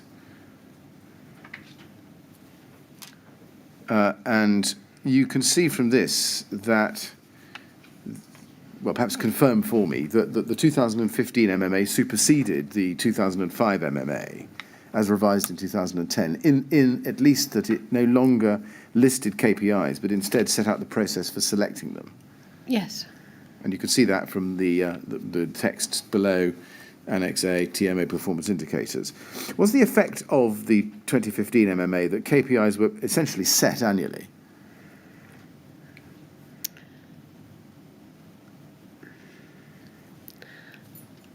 I cannot. So clearly there's a link between the MMA and the setting of key performance indicators, because that's set out in the modular management agreement, which is our contractual document. But to be honest with you, can't remember whether the setting of KPIs annually preceded the 2005 MMA, whether it had become custom and practice prior to that, or whether it happened following from 2015.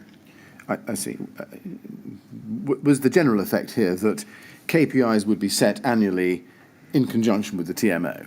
Yes, we would review the key performance indicators that were reported to the local authority, and we would take a view about how useful they were at being able to report on the performance and able to give the council an accurate understanding of how key areas were performing.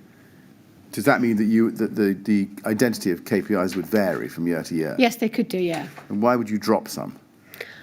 Because sometimes you have worded it badly, or it's producing information which doesn't necessarily tell you anything particularly helpful, or so commonly for KPIs you would be looking at rent rent collection, you'd be looking at void turnaround times, you'd be looking at ASB cases, and sometimes you put new KPIs in thinking that they were going to help you to understand better performance, but sometimes they just didn't. Right, and would you add KPIs where you saw weakness in the TMO's performance? Yes, we would, yeah. We could, or we might not necessarily use key performance indicators.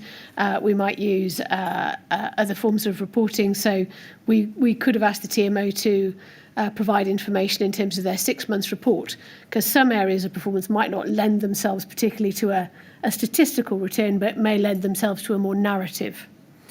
Can we look, please, at RBK 3048489?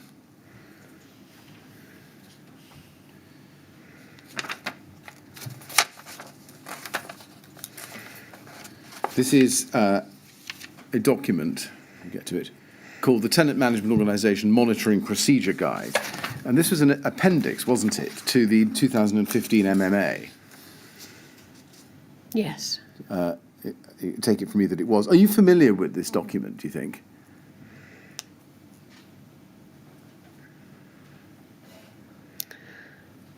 I will have read it, but I'm not familiar with it. Right. You see, I ask you because under the third paragraph, under the first section, background, it says, this procedure guide should be read in conjunction with the MMA, but sets out the day-to-day monitoring function of the TMO undertaken by the housing commissioning team, in its client-side role.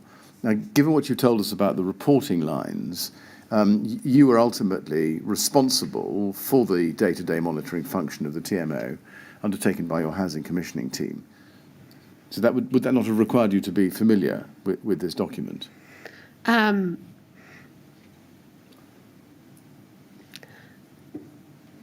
familiar with lots of documents in a very busy department. And so I would say I had read this document, but I wouldn't say that I used it on a regular. I have read it, but I'm not familiar with it. And that's as far as I can say. Right. I mean, in your role as supervising Celia Caliscan and Amanda Johnson, would this document not have been your touchstone? I did not use it as my touchstone. Should you have done? I met with Amanda Johnson and Celia Caliscan on an almost daily basis to talk about issues of the day. And I didn't think I necessarily needed their monitoring procedure guide in order to help me to undertake that role. Right. There was an earlier version of this document in 2009. Do you remember that? Do you remember using that? No. Right. Let's just look at this one. Page 3, please. Performance indicators under paragraph 3.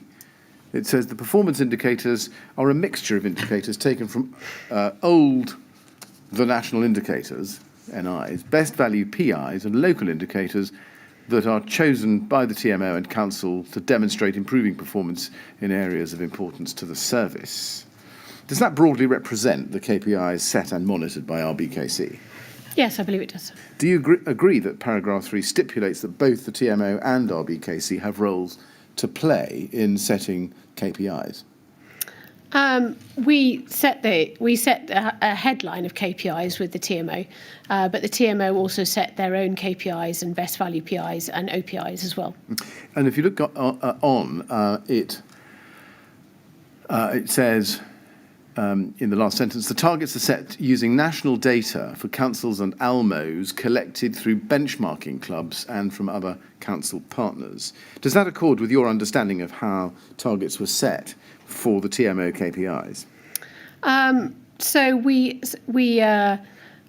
I can't remember who the benchmarking club that the TMO were a member of, but it definitely aids you in being able to understand broadly what KPIs are being set across the industry. Right. And what scrutiny did Rbkc apply, generally, to new KPIs before they were approved or agreed with the TMO? We would probably review them at our management team meeting, or I would discuss them with Amanda Johnson and Celia Caliscan.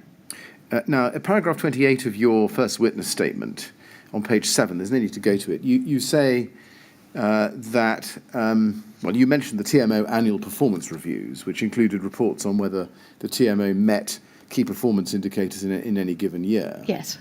Is it right that Celia Chaliscan drafted the annual performance reviews? She drafted them in conjunction with the TMO. Who at the TMO? It would have been a variety of people from the TMO would have fed into that report. Do you know who they were generally, or whether they varied? They would have varied, and there would have been, Celia would have contacted different people across the TMO in order to ask them to provide information.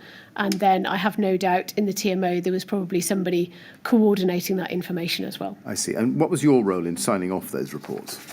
So I was given a draft of the reports to review, and I read through them, and if I had any queries or concerns or there was anything that I didn't understand, that I would then go back to Celia or sometimes go back direct to the TMO to ask them for further advice or information. And then when I was happy with the report, I would go back to Celia and say I was happy with the contents of that report, and then it would go forward to a scrutiny committee. I see. And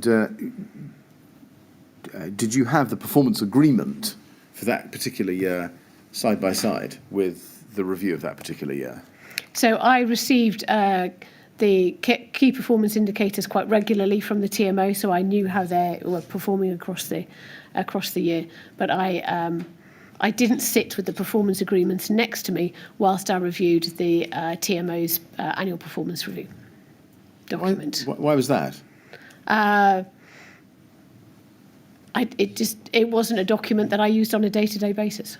I mean, logic would dictate, wouldn't it, that if you had an agreement for a given year and then you were reviewing KPIs actually met for that year, you would compare the two. Oh, I understand what you mean. Sorry, I thought you meant as in an abstract. I would be so the performance, the key performance indicators, the targets were set, and you could see by looking at the document whether they met them or not. I see. Because it was representative in the document itself. I see. As to what they were for that particular year. Was Rbkc's health and safety advisor involved in setting or agreeing KPIs in any given year? No.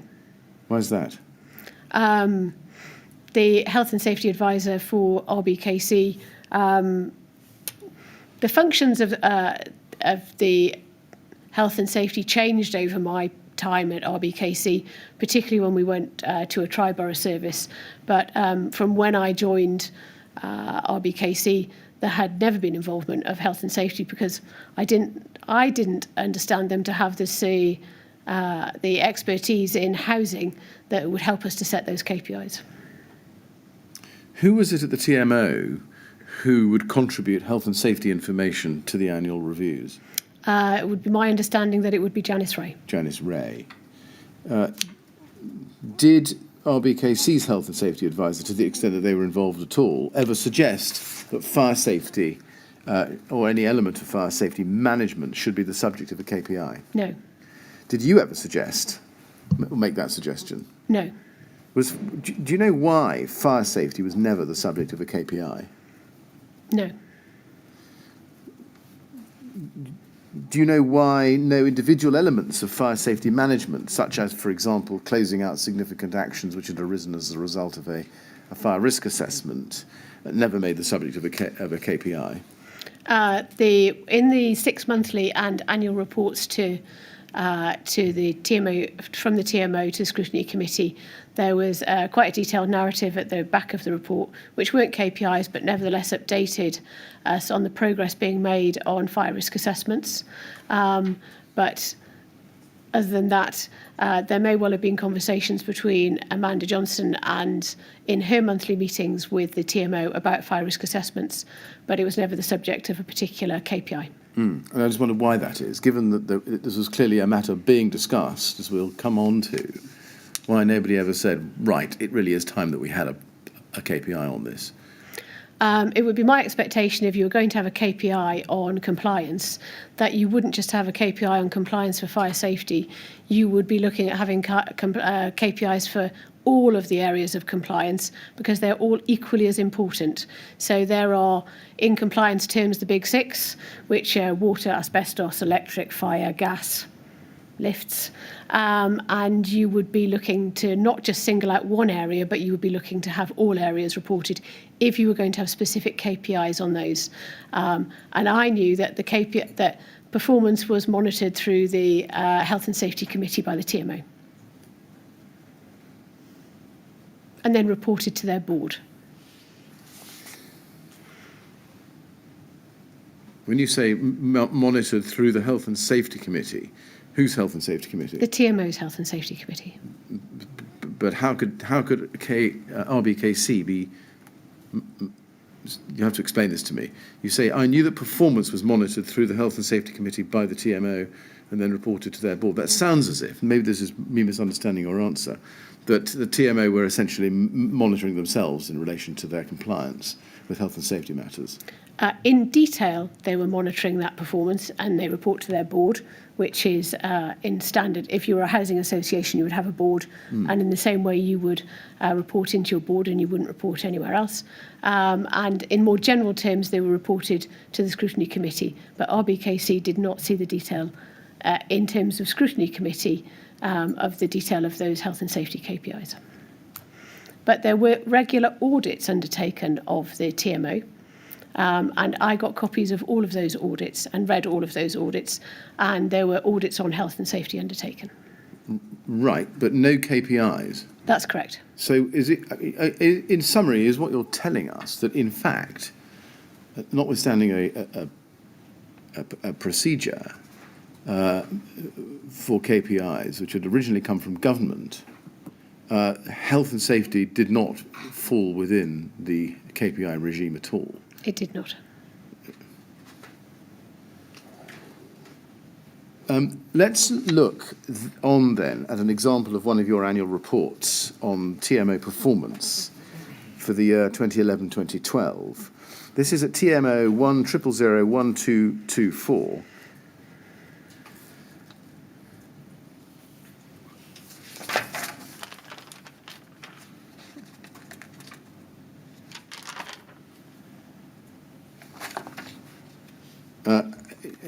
Just to give us an example of what we've been talking about, this is the one for July 2012, and it's a report on TMO performance 2011 and 12 and the TMO performance agreement for the following year.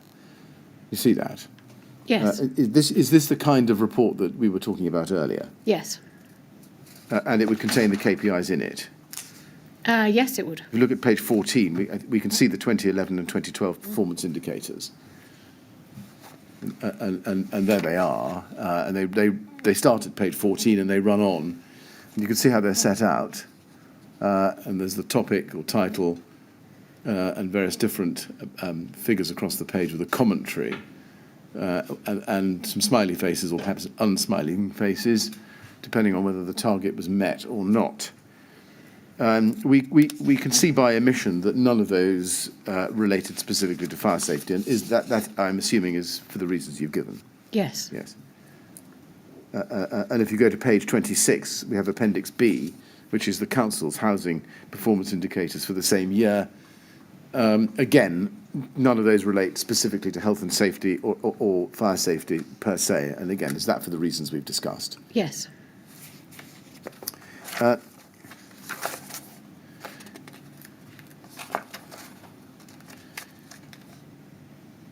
Now,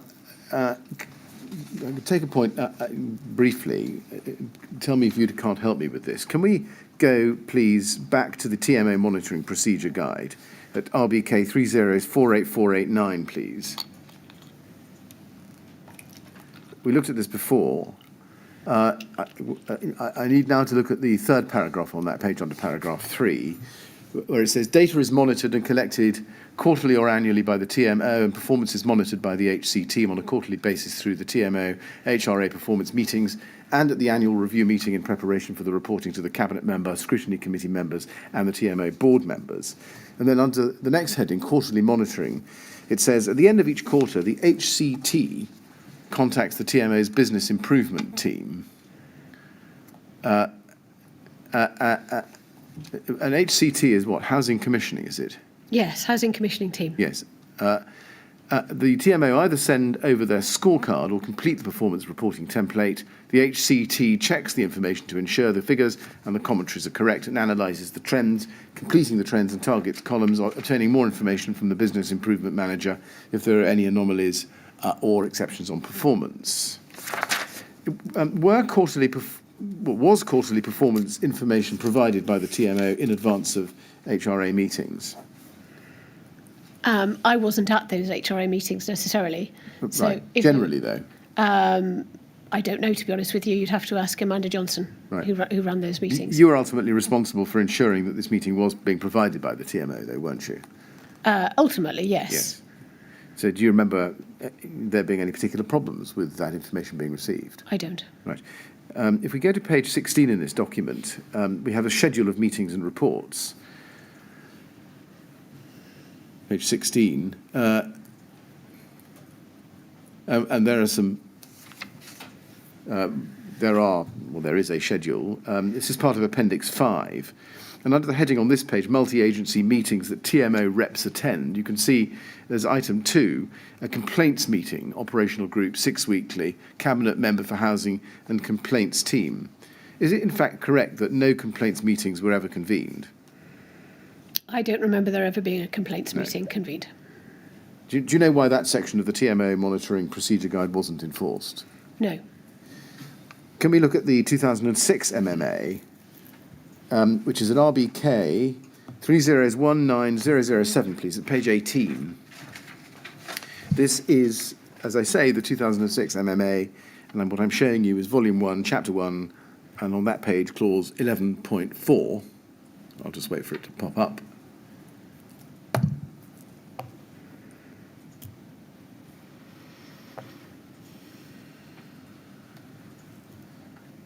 Rbkc 3019007, page 18. Thank you. That's there it is. And it says, under 11.4, the BWTMO will prepare a training plan at the beginning of each financial year. A report on the training undertaken by BWTMO members and staff in the previous 12 months will be presented at the BWTMO's AGM. A copy of this report will be sent to the Council. But now, we know that, in fact, no such report was received from the TMO, and I know this was 2006, but in your time, from February 2009, do you ever remember seeing a report such as that from the TMO? No. Do you know why Rbkc failed to ensure that such a training plan was provided? I think it was probably lost in the midst of time, and in terms of references about what we requested the TMO, information that we requested from the TMO. Right. Now, I'm going next to another topic. Mr. Chairman, I'm not going to finish this topic, which is really a subtopic. Well, do you think that would be a good point at which? Well, I hate to pull stumps up 4 minutes early. It's been quite a long day. It has. I don't think Ms Johnson would mind if we were to finish a few minutes early. In which case, that may be a convenient moment, Mr. Chairman. There we are. Thank you very much.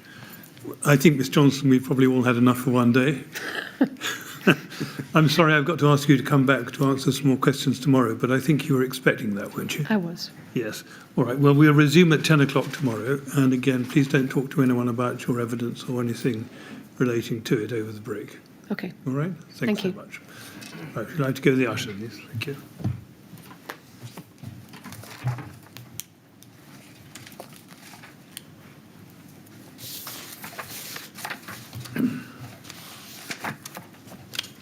Thank you very much. 10 o'clock tomorrow, please.